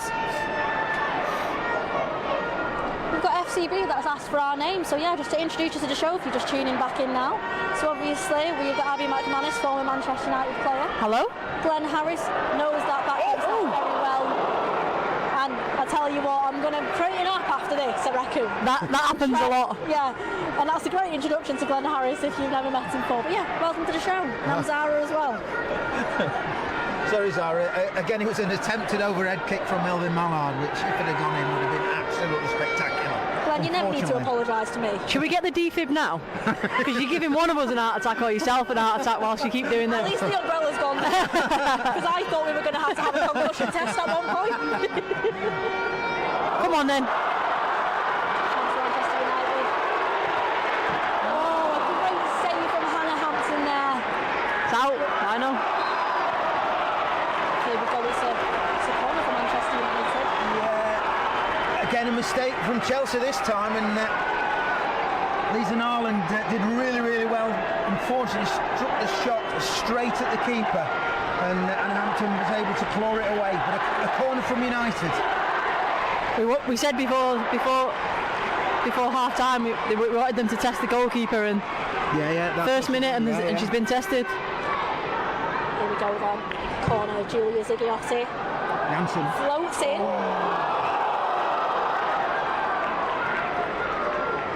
Close then. Chelsea clear away the danger, but chances are starting to come in now for Manchester United. Let's see what happens. Rolfo. Yeah. Telma24 says, I love how confident you are that we're going to score. Well, yeah. This is the Manchester United Women's official YouTube channel. Of course we're going to be confident that we're going to score.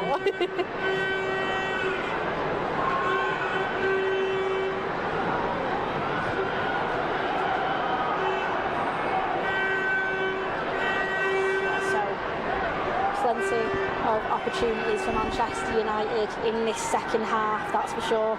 Dominic Gilmore said Nelson nearly, and you know what, Lisa Nelson as well is such a great versatile player. When you think about the positions that she's been in before here at this club, she's willing to do everything for the team, isn't she? Yeah. She cemented a place down, then got injured, and then has struggled to get back in the team, but recently she's had a run of games and done really well. Looks like Frida Rolfo's warming up now, and again with her experience, what another great player to come off the bench for us. She looks like she's going through quite a rigorous warm-up.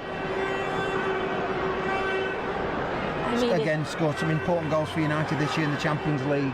She has the most headers in Champions League as well. You look at a player like Frida.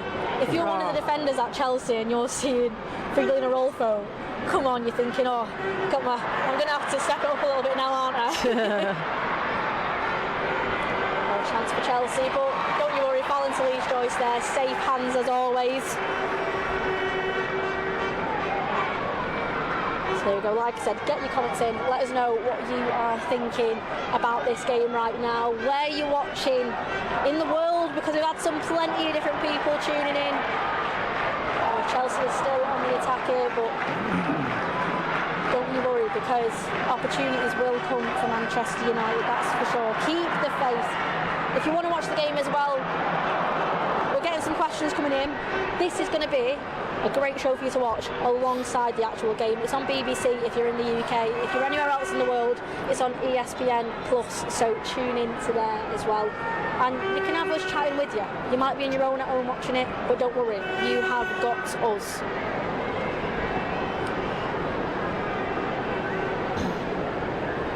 Well, we've heard as well there's been an equaliser at the men's game. Oh, no. 1-1. Oh dear. Who scored, you know? I'm not sure just yet. As soon as I get it, I'll let you know. Come on, comment, tell who it is. Yeah, we've got the chat going absolutely crazy. Oh. You are right as well, so we're, as we said, we're right next to the corner flag here where the subs warm up, and Frida is having a rigorous warm up here. Yeah, she is. It looks like she could be coming on soon. Who do you reckon she'll come on for? I think it'll be Wagham. I think she'll be the one. I think Turlin's caused them problems. You don't really know if anyone's gone in carrying a knock either, so. No. But I think Turlin's caused them problems. I don't think it'll be Turlin. But she's tended to play off the left-hand side, hasn't she? So it might just release Jess into a more central position, because Jess seems to have run out into the left-hand side this half. Fans are trying hard, aren't they? That's what you want to wear, isn't it? Get the fans getting behind the team. It's brilliant. Yeah. Exactly that. They're in their numbers today, and that's only going to spur this team on.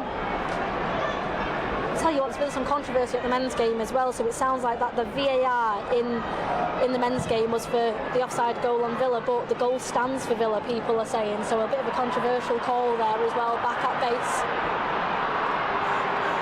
Chelsea are on the attack now as well.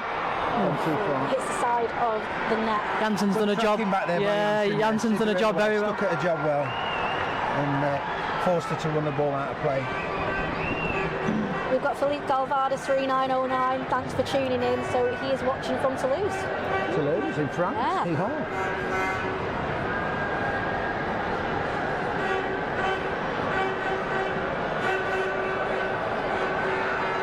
I love the fact as well that there's been a few comments coming in as well talking about Toulouse, because we're actually talking about the Friends reference, which our producer Heidi's behind the camera here is laughing her head off. If you know Friends, as what Pereira in the chat as well knows about Friends as well, they're chatting about it too. You're in good company here. SCB saying we love United, we do as well. She's gone back and sat on the bench. I don't think she is coming on. Not that I can see anyway. Yeah, I was going to say you have a better view than me. No. She's going to sat back down on the bench. I think so, yeah. I can't see her getting changed.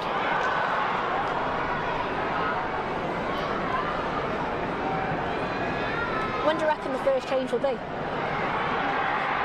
60 minutes tends to be the standard one, doesn't it? If you need to change the game. I mean, Chelsea, I think they'll stick with where they're at present. Obviously, they made one change at half-time, but I'd say their bench is limited. But I think United, if it's 60 minutes plus and it's still 1-0, then I think Mark will be looking to make changes then. We've got Kieran, United fan that's tuned in. Hi to you. Says a lovely ground at Aston Gate. Come on United, and I'm from Bristol. If you're from Bristol, I want to know where you're here. Yeah. Are you here at the ground? Because it's only around the corner for you. It's not a trek like what we've travelled down today. It is an impressive stadium though, isn't it? It's really impressive. It is. We've got a great view from where we are. I mean, even just to have this little setup here as well, because where we are is actually the Players' Lounge. So I'm curious to see that on a normal game, you have the Players' family that will come out here. Yeah. Great setup for them. Bristol women play the home games there? Most of them, I think they do, yeah, most of them, yeah.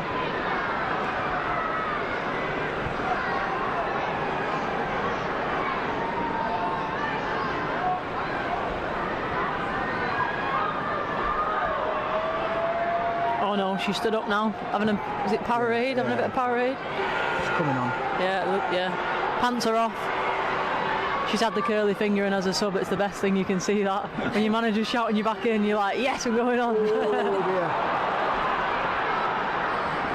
Yeah, Ziggiotti just caught noise a little bit there. They just allowed the Chelsea player to come in, but United have regrouped well now.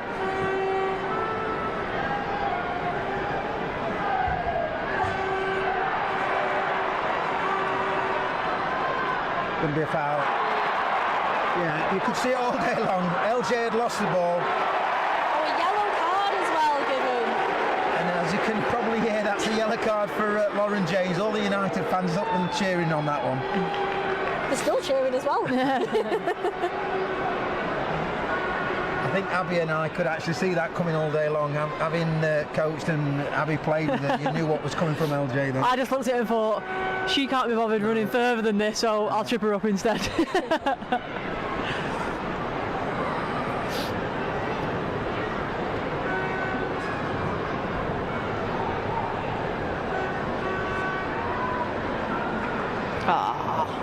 That would have been a great move as well for Manchester United. Let us know what you're making of the second half so far for the Reds. Well played. Here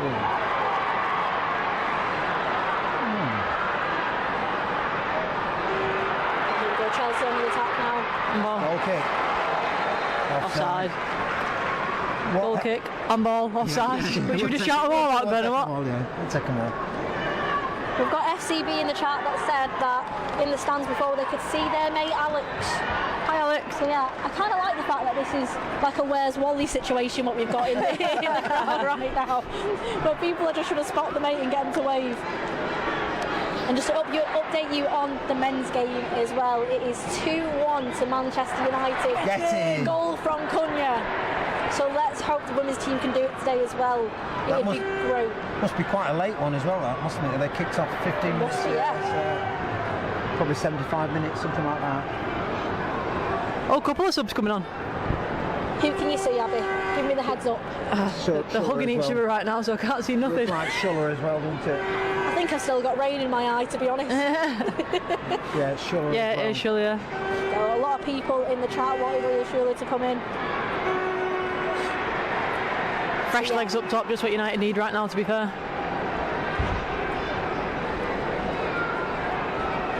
What I've been impressed with today on Jess Park is her 1v1 defending. She doesn't commit herself. She actually delays and picks the right moment of when to put a toe in. Her 1v1 defending against tricky players has been very, very good.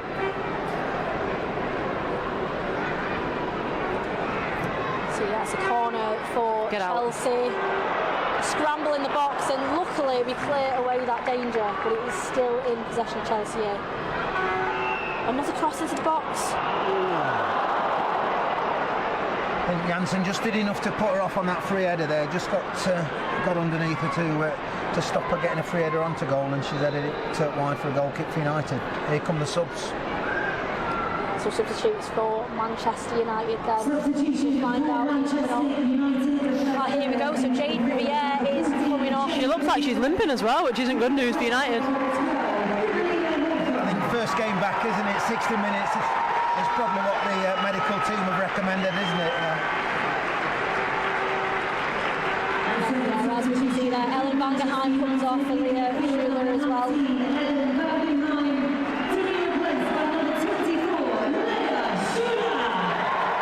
Come on then. As we said, that was Jade Riviere's first game back after having a little bit of a knock as well, so the fact that she's put on that great performance as well, gave absolutely everything, putting everything on the line, isn't it? Yeah. Narlin got into right back by the looks of it.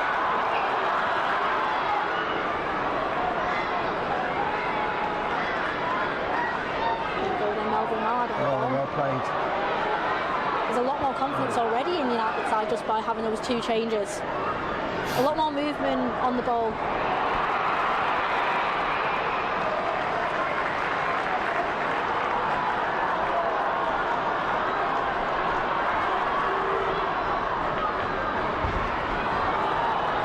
Just to update you on the score again, so there's 60 minutes gone and it was 1-0 to Chelsea here in Bristol, but as we said, plenty more minutes left to play here. A couple of changes for Manchester United. Hopefully we will get that result today. If it's anything like Abby's score prediction at the start, you were talking about extra time potentially as well. I mean, it's going to get dramatic. No, as long as it's exciting end to end and there's a few goals involved. I'll give you that, I'll allow it. To be fair, it has been a competitive game. It's been a good game, a good watch. Oh, continue your run. Great ball from Melvin as well, just no one on the end of it. Held the run back, didn't she?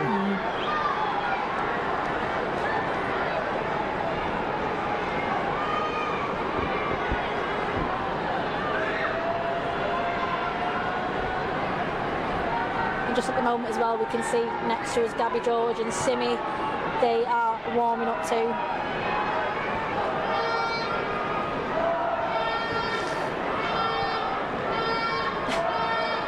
I do love this. We're now getting half-time snacks in the chat. So we've got Pereira that says, just let you know, I've got some quavers and a cup of tea. Quavers? Quavers as a football snack, yay or nay? No. Especially not, you're not swilling down your quaver with a cup of tea either, are you?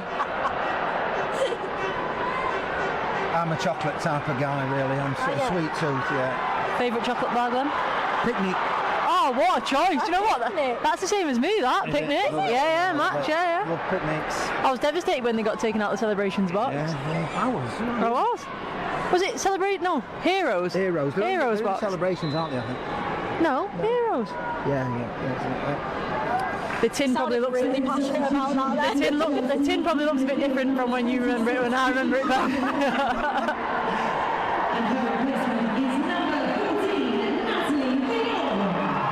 So let us know in the chat clearly from this conversation what your favourite Cadbury's chocolate bar is.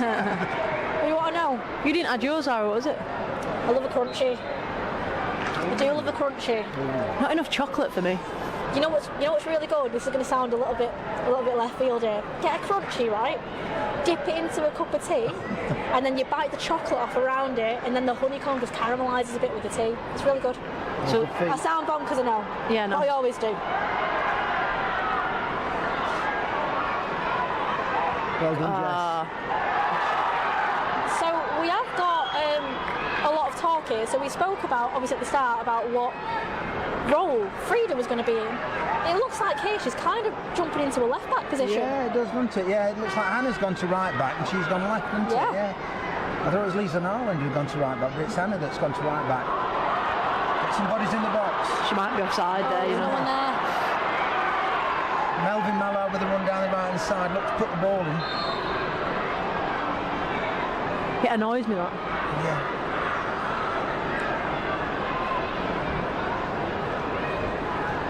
That's the one where you want to see your midfielders and your forwards busting it up to get on the end of those crosses.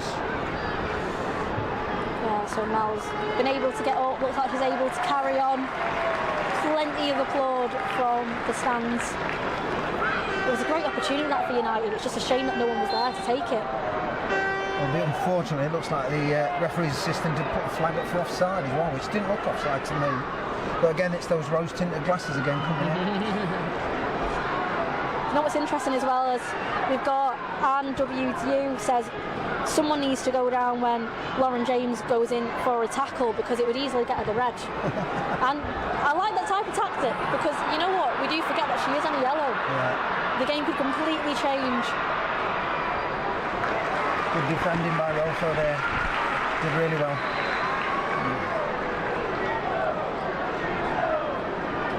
Who's that down? I think the girl who's just come on. It is. Yeah, it's Bjorn who's just come on. I think like Jade Riviera that Buchanan who went off, she's just come back from injury, so I think it's that 60-minute time, isn't it?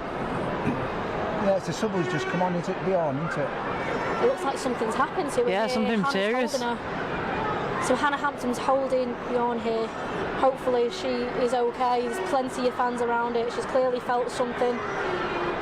No matter who you support, in a scenario like this with the players rushing around, you really hope that she recovers very quickly and gets well soon too.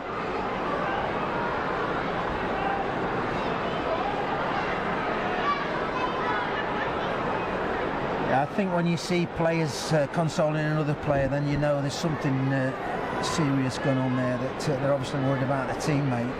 Chance for United to regroup, have a chat, they're all gathering in a huddle.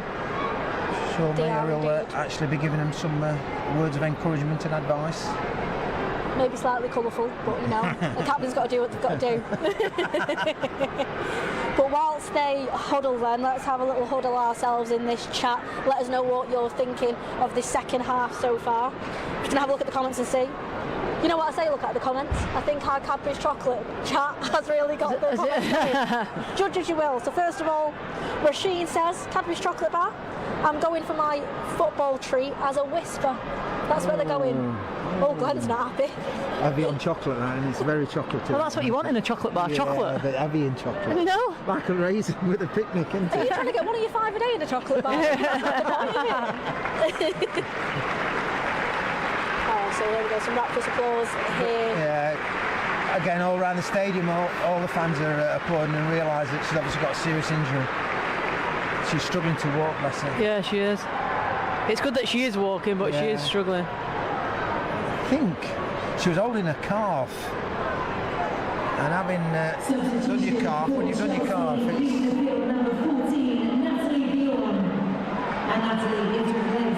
What was that, 2 minutes she was on the pitch? How long was she on the pitch for then? Not long at all. No, it's not. As I said, captain's come on, a player that's got plenty of experience there for Chelsea. You've got Gabby George and Simi there consoling Bjorn as well as she's coming off. It just shows that, especially in this game, if there's any injury like that, rivalries aside, you always look out for them. It'd be interesting who they'll put at centre half, Chelsea now, with Lucy Bronze goes into centre half.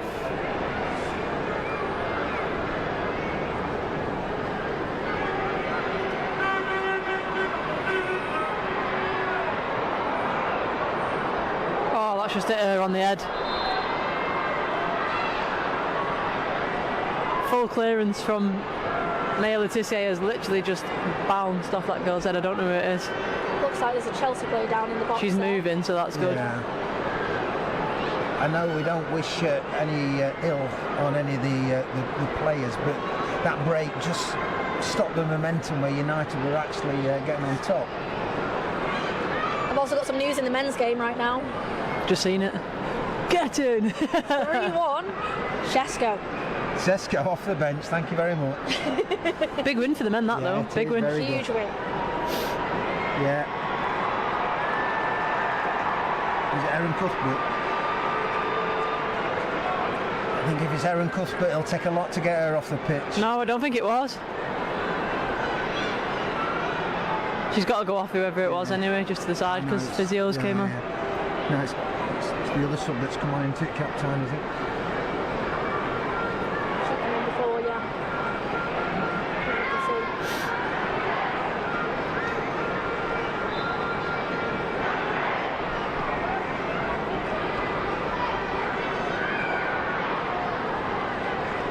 So just as a reminder, as we're approaching the 70th minute of this game, it is 1-0 to Chelsea here.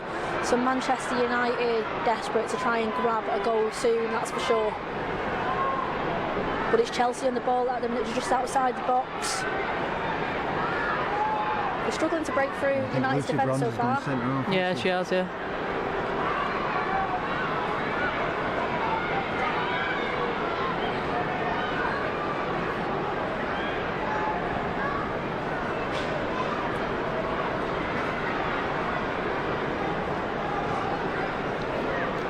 I think I'd look to just get Melvin Mallard on this side, who've put the midfield girl into fullback for Chelsea. Just let her have a run at the new fullback.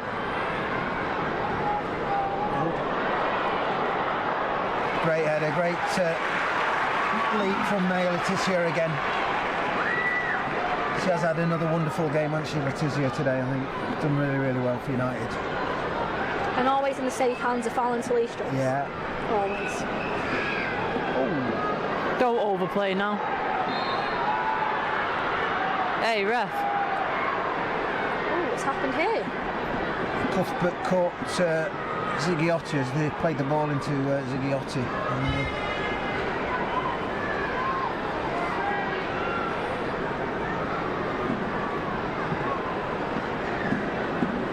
So it was one thing that's in Manchester United's DNA is that they don't give up, and you can certainly see the intent from Manchester United here at Aston Gate Stadium, where we're in the 70th minute and they're giving it absolutely everything to try and get that goal. So we just need to get that momentum going again. Now we're back on the attack. Just that injury's just broken the play up for United. Just need to get the momentum going again.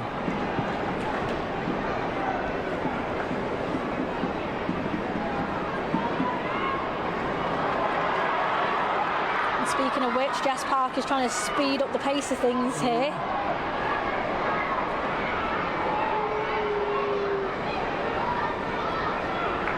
Still in? Still in? Dodgy ball. Got away with that one. Put Chelsea on the counter. Oh.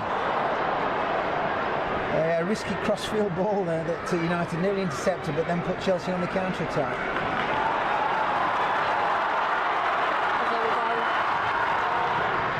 Good ball. Oh, just behind them.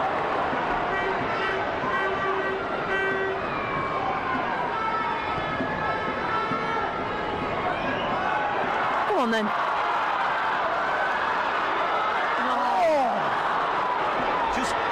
Schuller just couldn't take the ball in a path as it was played through from Elizabeth Turlin. But again, United really putting on the pressure now. It's exactly what we want, is just keep putting on that pressure. Obviously Chelsea have had a few changes, so a couple little knocks here in this game. We just need to take advantage of it.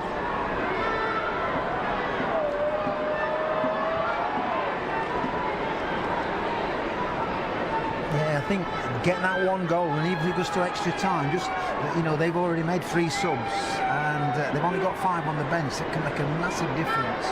Just need to get that equaliser.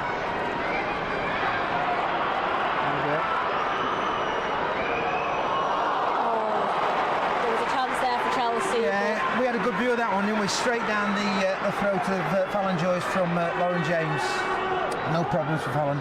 No problems at all in the shot, but good play from Chelsea, good build-up play. Obviously there's a shot on the end of it, which isn't what you want to see as a United fan. I think it's opening up, isn't it? Yeah, it is. United's got to go to get that equaliser now, and time's against them.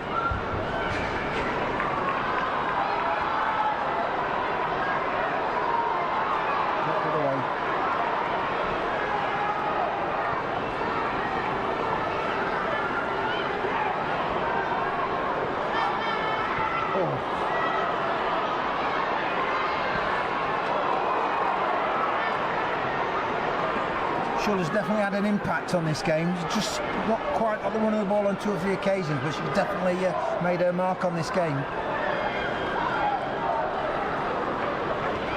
Do you know I'd love to come off the bench right now? Not that she usually does, but Ella Toon. Yeah. She'd spice this up right now. Yeah. She would. A bit of magic.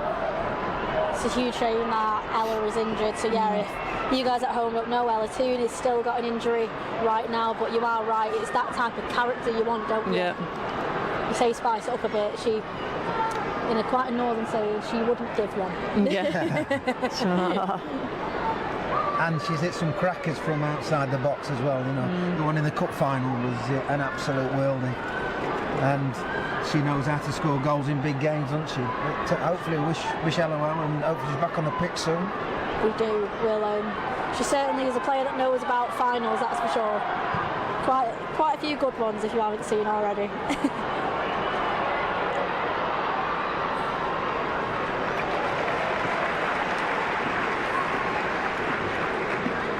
It seems like that little stop-start there with the injuries has just kind of quieted down the energy bit. It has. It's just took the momentum out a little bit from United. Just got to get it going again now. Needs something just to spark it, a tackle or a... Chelsea are happy with this, letting the clock go, and United need to find some spice, like you say.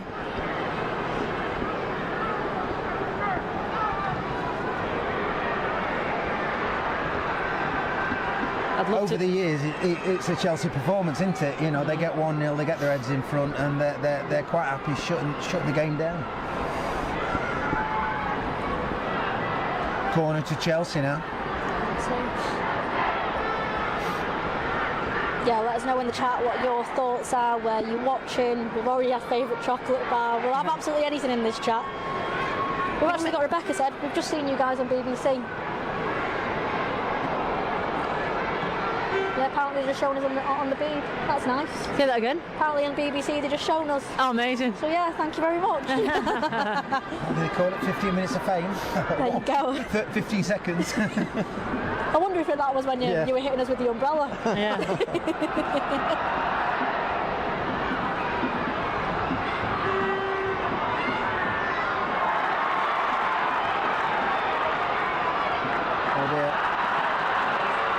LJ on the goal. Good defending again. Janssen that again, isn't it? Yeah. Shame she had that slip, wasn't it, and give it away. Good feet. Oh, unbelievable feet. Oh. Unlucky. Frida did unbelievably well there against two Chelsea players. There's a cross coming into the box for Chelsea. Oh no. It's a goal for Chelsea. They make it 2-0 here in Bristol. Agabeva Jones. That's the substitute that came on for Chelsea. Agabeva Jones.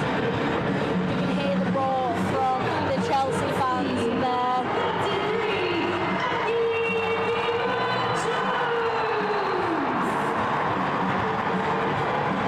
So yeah, unfortunate here to concede again. But listen, it's not like Manchester United to come back from a few goals. I mean, we've now got, as well as we do, we have 15 minutes and we've got Gabby George and Simi warming up, but we now also have Millie Turner warming up too. She is another player that's been part of some huge games where we've had some comebacks, where we've had this.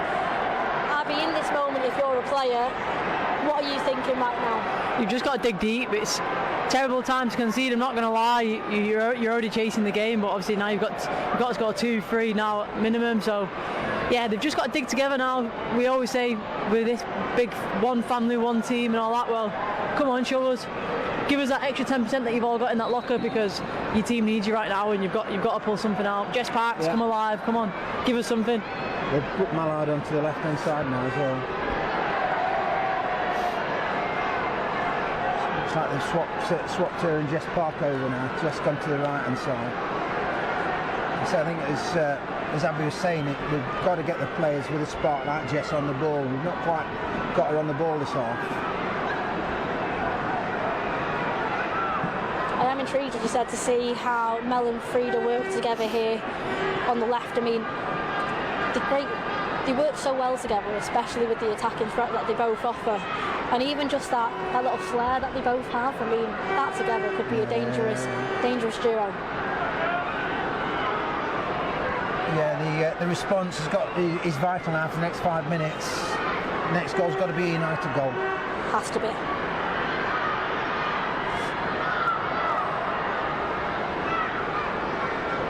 Let's see who's making the most of this then. The ref nearly got in the way then, actually. Oh, and that's a great ball from Julia Zigiotti over to Jess Park, but just can't get there in time.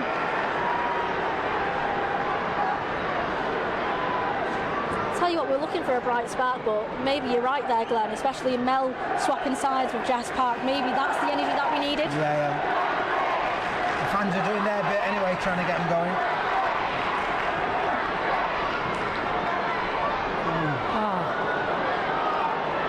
It's not going out, Chase it.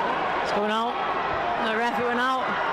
That didn't go out. It didn't go out, what I love it. Even for Manchester United. The liners give that, that didn't go out, that. He had one of those in the first half. Laetitia, get your head on this right now. So here we go, we've got one of the best views in the house again because we're right near the corner flag. We've got the fans as well here that are loving this view of it. Fingers crossed Julie Zigoyotti can whip this ball in. Get somebody across the front post. Come on United, let's see. A great one from Frida. Oh. Straight to the hands of Hannah Hampton there.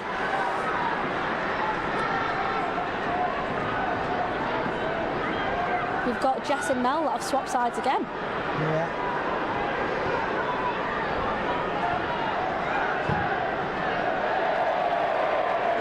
Oh, with the pressure that Terry and Leah Schuler there put there was interesting. Oh, Fallon's gone down. Looks like the classic tactical there. I got to be honest. Oh my God. I'm not a fan of this at all. I hate it. You used to make us do it. I know, but I'm not a fan of it. You've just been called out. I'm not a fan of it. You used to make us do it. I'm not a fan of it. Do you know what? I used to hate it because you have to run all the way there and then run all the way back. Yeah. Like you're not tired enough. Yeah, just pick your GPS stats. I'll tell you what though, for those that haven't got it on your screens right now, so Fallon's Leaf Joyce has gone down. I'll be very honest, it looks like classic tactical move there, where you just need a little timeout, recollect, then as soon as that happened, all of the United teammates have run straight over to the coaching staff there to just try and... I would say Chelsea fans were booing, but all teams do it. You know, it's just part of the game now. You know, it's just part of the game, but it is a frustrating aspect. And I'm not sure whether the what do they call them, IFAB is it, who does all the rules, are changing the rules about these sort of tactical timeouts. It's because it's always the keeper. You can't do nothing. You can't do nothing when it's the keeper. So the World Cup will be interesting because they've said every game's going to have a water break, aren't they? So you're going like basketball for the Americans, aren't you? Yeah, 4 quarters.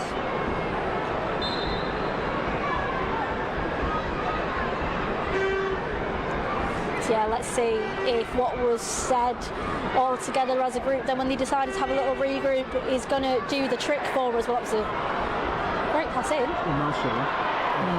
Kiss of death there.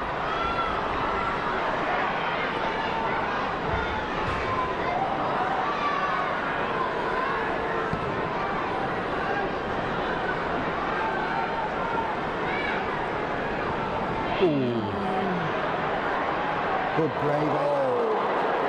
That was very physical. Very brave header from Maya Laetitia there. She got so short on the pass. Keep that in. We speak about some of the bravery of these players. I mean, Maya Laetitia there, that was fantastic from her. When we talk about body on the line, that was absolutely everything. That could have been such a dangerous header. It could, yeah. It was an undersold back pass that bounced up, and the Chelsea player was favourite, but Maya just made sure she got there first.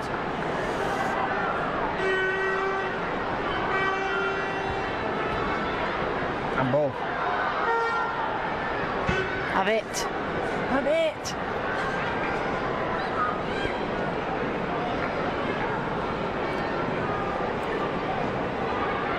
United men must have won by now, have they? Have they won? I'll be honest, Will, I'm too busy enthralled into this. Yeah, true. The men's team can go and celebrate, but I want the men's and women's team to win. Yeah, I agree.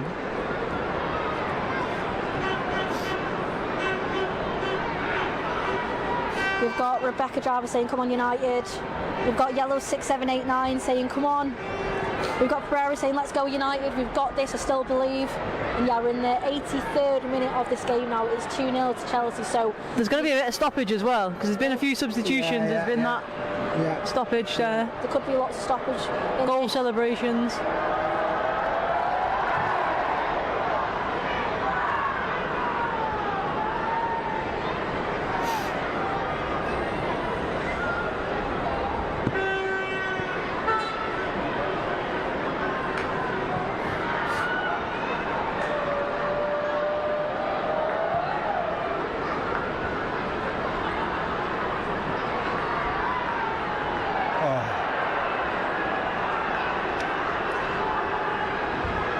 United with a throw is sort of it's getting to that stage now. We've got. Oh, come on!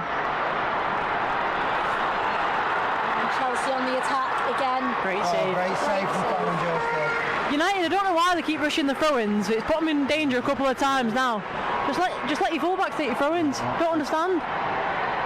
I think if you look at the goals and the chances that Chelsea have had, they've come from errors that United have presented them. You know, the first goal was obviously unfortunate with a back pass, and then I think on the second goal, just defender got caught under the ball, and Agabiba Jones just tapped it in, and nearly another chance there for Lauren James, which resulted in a good save from Fallon and a corner for Chelsea.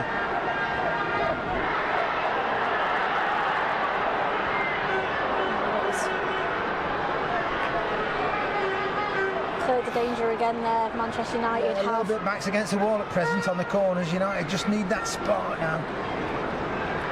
You are right, Abby, you've got to dig deep. I mean, what do you think is going through Mila Tissier's head, obviously, as captain here in this moment?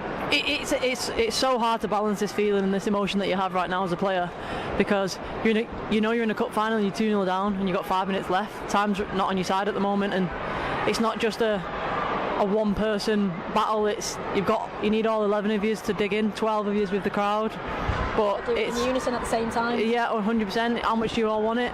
But they would have been working towards this final for a couple of weeks now, and if they're going back on that coach, like I said before, on that bus, and you've lost, that trophy's not coming with you, and you've got to sit in that feeling, and it's something that they won't forget for a couple of games now.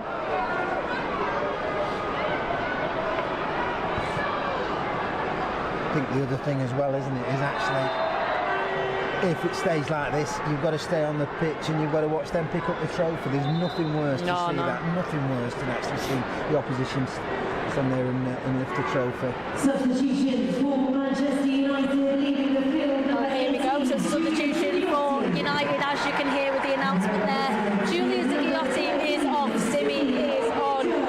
We've seen Simi before make an impact when she's come off the bench, haven't we? Yeah, definitely. Yeah, it's taking a defensive midfielder off and putting an attacking midfielder on, isn't it?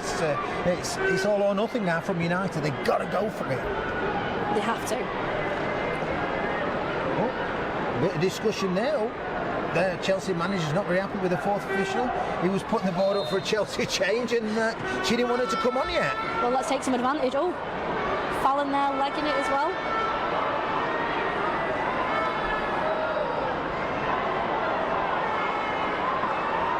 There's some great movement here from United. It's quite quick. Got to get the balls in, haven't you? Got to get the balls in. Got to get the crosses in. This is where we've only so many minutes left. They've just got to try and take the risk.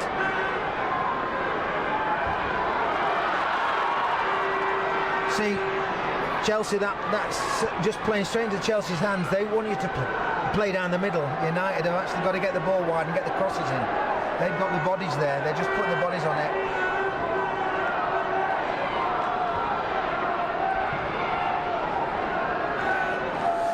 Oh. Recovered well there. Can't let that ball bounce there.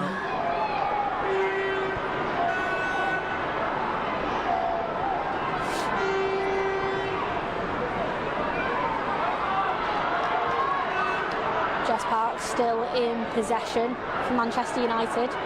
She's desperate for some movement on the ball from other players. Good tackle. You can tell by all the body language of the United lot now, though, they're kind of like, they're not digging deep, they're throwing the hat in a little bit. Frustrations are being shown, is what I should really say.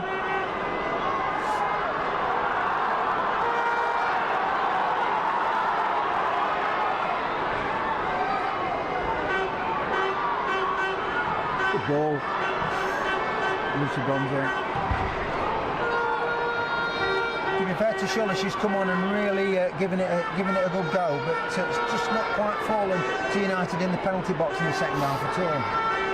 We've got to remember as well, this is a jam-packed season for Manchester United. The first time that they're competing in the Champions League consistently as well. Away games left, right and centre. Corner, we'll take that. There's a chance. This is where as well we've got, as we said, so many games that we're competing in right coming now. Up. 88th minute and the keeper's up. Alan's coming up. We've got such a great few games coming up, Champions League as well, Bayern Munich, game at Old Trafford, a derby at Old Trafford as well, and you can see the fight that's in this team right now. These are a bunch of players that want to be the best and be part of being the best, don't they? Yeah, it's hard, it's just, you're in a cup final, you want to win, and right now you're losing 2-0. We've got a corner for Manchester United, the Suns. Change the point.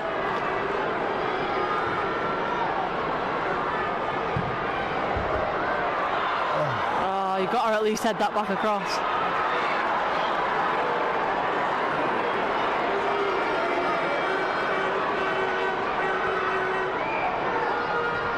Egg and milk. Need to get the ball wider and change the crossing angles. United really giving it a good go though.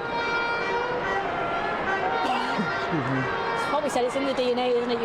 You never ever give up until that final whistle goes.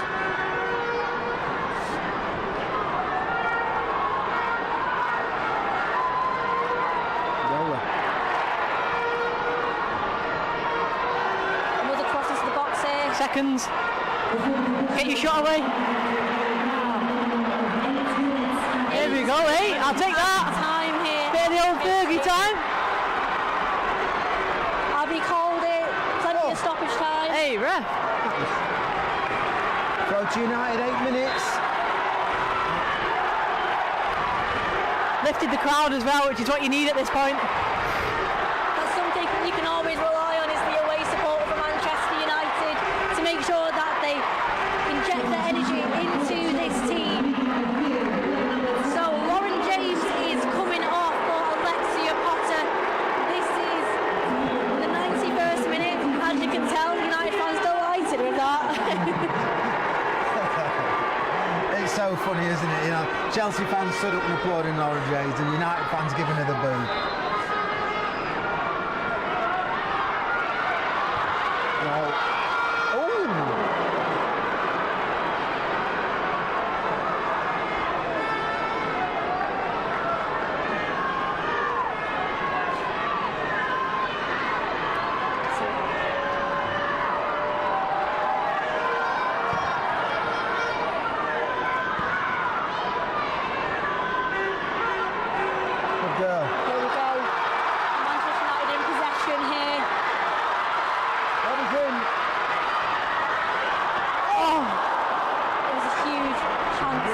Tremendous delivery there. Sure has really had an impact on this game. Oh, but it's at the other end of the pitch now. Chelsea in possession. Agabiva Jones just running in the corner for Chelsea. She's done well there, to be fair to her. Her movement's been very good. First time I've seen her live, but she's got good movement. Yeah, it's in the corner. Oh. Just where Chelsea wants it, unfortunately. Here we go, the attendance is confirmed here at Aston Gate Stadium. 21,619 fans have turned up for this game. This just shows how far the women's game is going. A record attendance for the final, and this is only the beginning. It's going to get even bigger and better than ever before. Just you wait. And it's people that are part of this now, part of the history of this. It's only going to grow the game, isn't it? Oh, definitely. You know, we had the conversation, me and Abby earlier, how, you know, it's just grown and grown and grown so significantly. I think the Super League's been running, 14 years, 15 years now, and it's just getting bigger and bigger, you know, and everybody wants a piece of it, you know, sponsors, TV, media, everybody wants a piece of it, and that's how it should be. We had a little laugh in there when we were chatting about it before, saying there's more people in that media room than there used to be at some of our games. I went in the press room to get the Wi-Fi thing. I've never seen so many media people at a game. Incredible. It was busy in there. Yeah. And so it should be. Yeah. It should. As we said, it's only get bigger and better from here. I mean, it's not just this that's going on today. We can actually say that, as you said, it's the sponsors that count too. Subway, who sponsor the Women's League Cup here, they've ended up having 2 watch parties as well. One's in Manchester, one's in London. Get in the box. Manchester United are on the attack. You said there about Leah Schuler and her movement on the ball. I mean, she's getting in some great positions here. Lisa Nelson passes over to Naila Tissier, over to Elizabeth Turlin, and here she's on.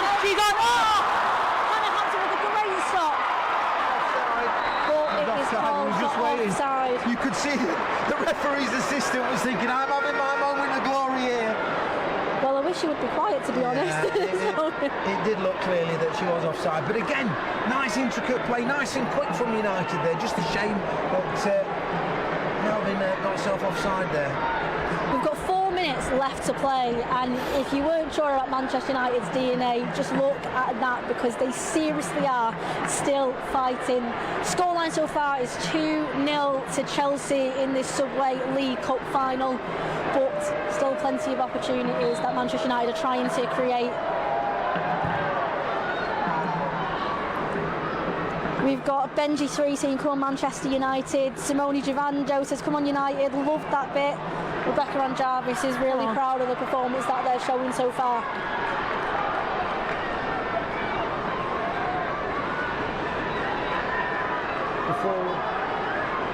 It's no wonder that Chelsea wanted to take the ball into the corner before, isn't it? When Manchester United are starting to produce moments like this. Give it a... Where's the width?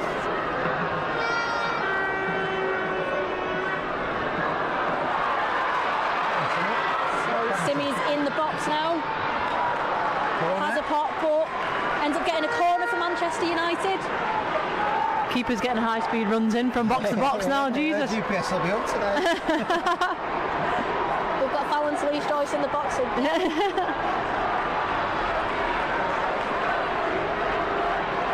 Oh, what a grandstand finish it would be if United could put one in now, wouldn't it? It would. That makes Chelsea a bit nervous. That's what we want, don't we? Yeah. Turlon gets on the end of it, but unfortunately just heads it wide there. Well, there's blue skies have come out at last. Too late. I know. We've got Kamagisha Jr. 2215 says, we fight until the last minute. Come on, Manchester United. Couldn't say it any better than you. Got Pereira asking for the score, so it is 2-0 to Chelsea in the 96th minute now. There was 8 minutes added on, so only a couple minutes left. Unfortunately, it doesn't look like it's obviously going to go the way that we want it today, but definitely put on a great performance. Plenty of Manchester United fans come out in their numbers for this game.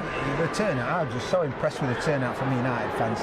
When you look at the men, as I said earlier, the men playing at 2 o'clock, the turnout from United fans. I was going to say, you may hear some boos all of a sudden because Lauren James has just been awarded the Subway Player of the Match. Come on then. Come on, girl. Let's go and grab a goal. Leah Shealy on the ball. Oh!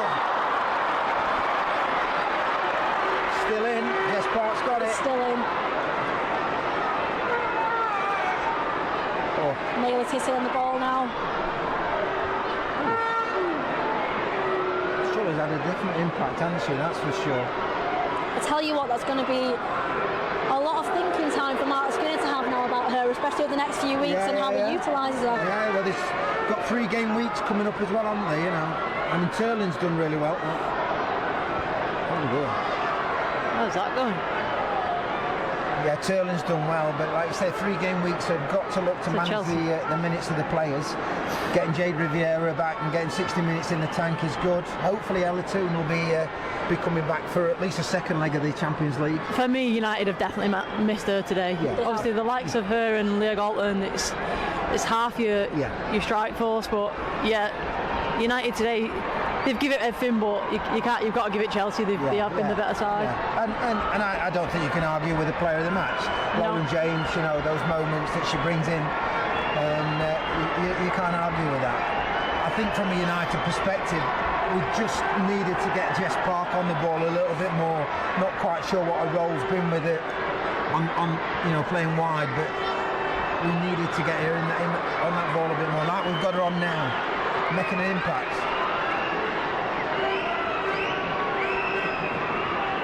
What I think you can say is, though, you can't fault the effort from every single player. I don't think anybody's had a really bad game at all. The effort has been tremendous. You know, they've done really, really well against, obviously, we know, a very good Chelsea side. We had the discussion before the game, and it's one of them things. You look at Chelsea's team, and they have got winners in their team, and that's what I'm not saying that United don't have winners, because they do, but Chelsea have got the experience over moments like this. As much as we are giving Chelsea credit, we have to be really honest with ourselves and think about Manchester United and the development and progression that we've been under for the past few years now. I mean, you think about it, last season we had one of the youngest squads in the WSL that Mark Skinner was managing, and there we go. So it is full time. I think, like you say, where United have come from, and FA Cup winners, now subway finals, quarter-finals and Champions League, the development in such a short space of time is phenomenal, and long may it contribute. It is, because Manchester United unfortunately defeated here at Aston Gate Stadium. Chelsea win 2-0, but plenty to learn from today in this game.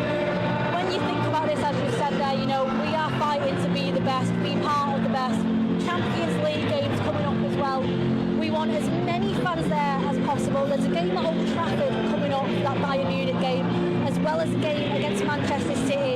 If you want to know anything about women's football, get yourselves to Old Trafford for those two, that's for sure. Because when they come in the numbers, it means so much to you as players, doesn't it? 100%. When, like I said to you before, when there was 8 minutes at a time, the crowd stood up and you could feel it. You get little shivers, don't you? And as a player, you feel that on the pitch, and it helps. And it's like, yeah, come on, we've got an extra 10% here, and it's massive. And the players really, really do appreciate it.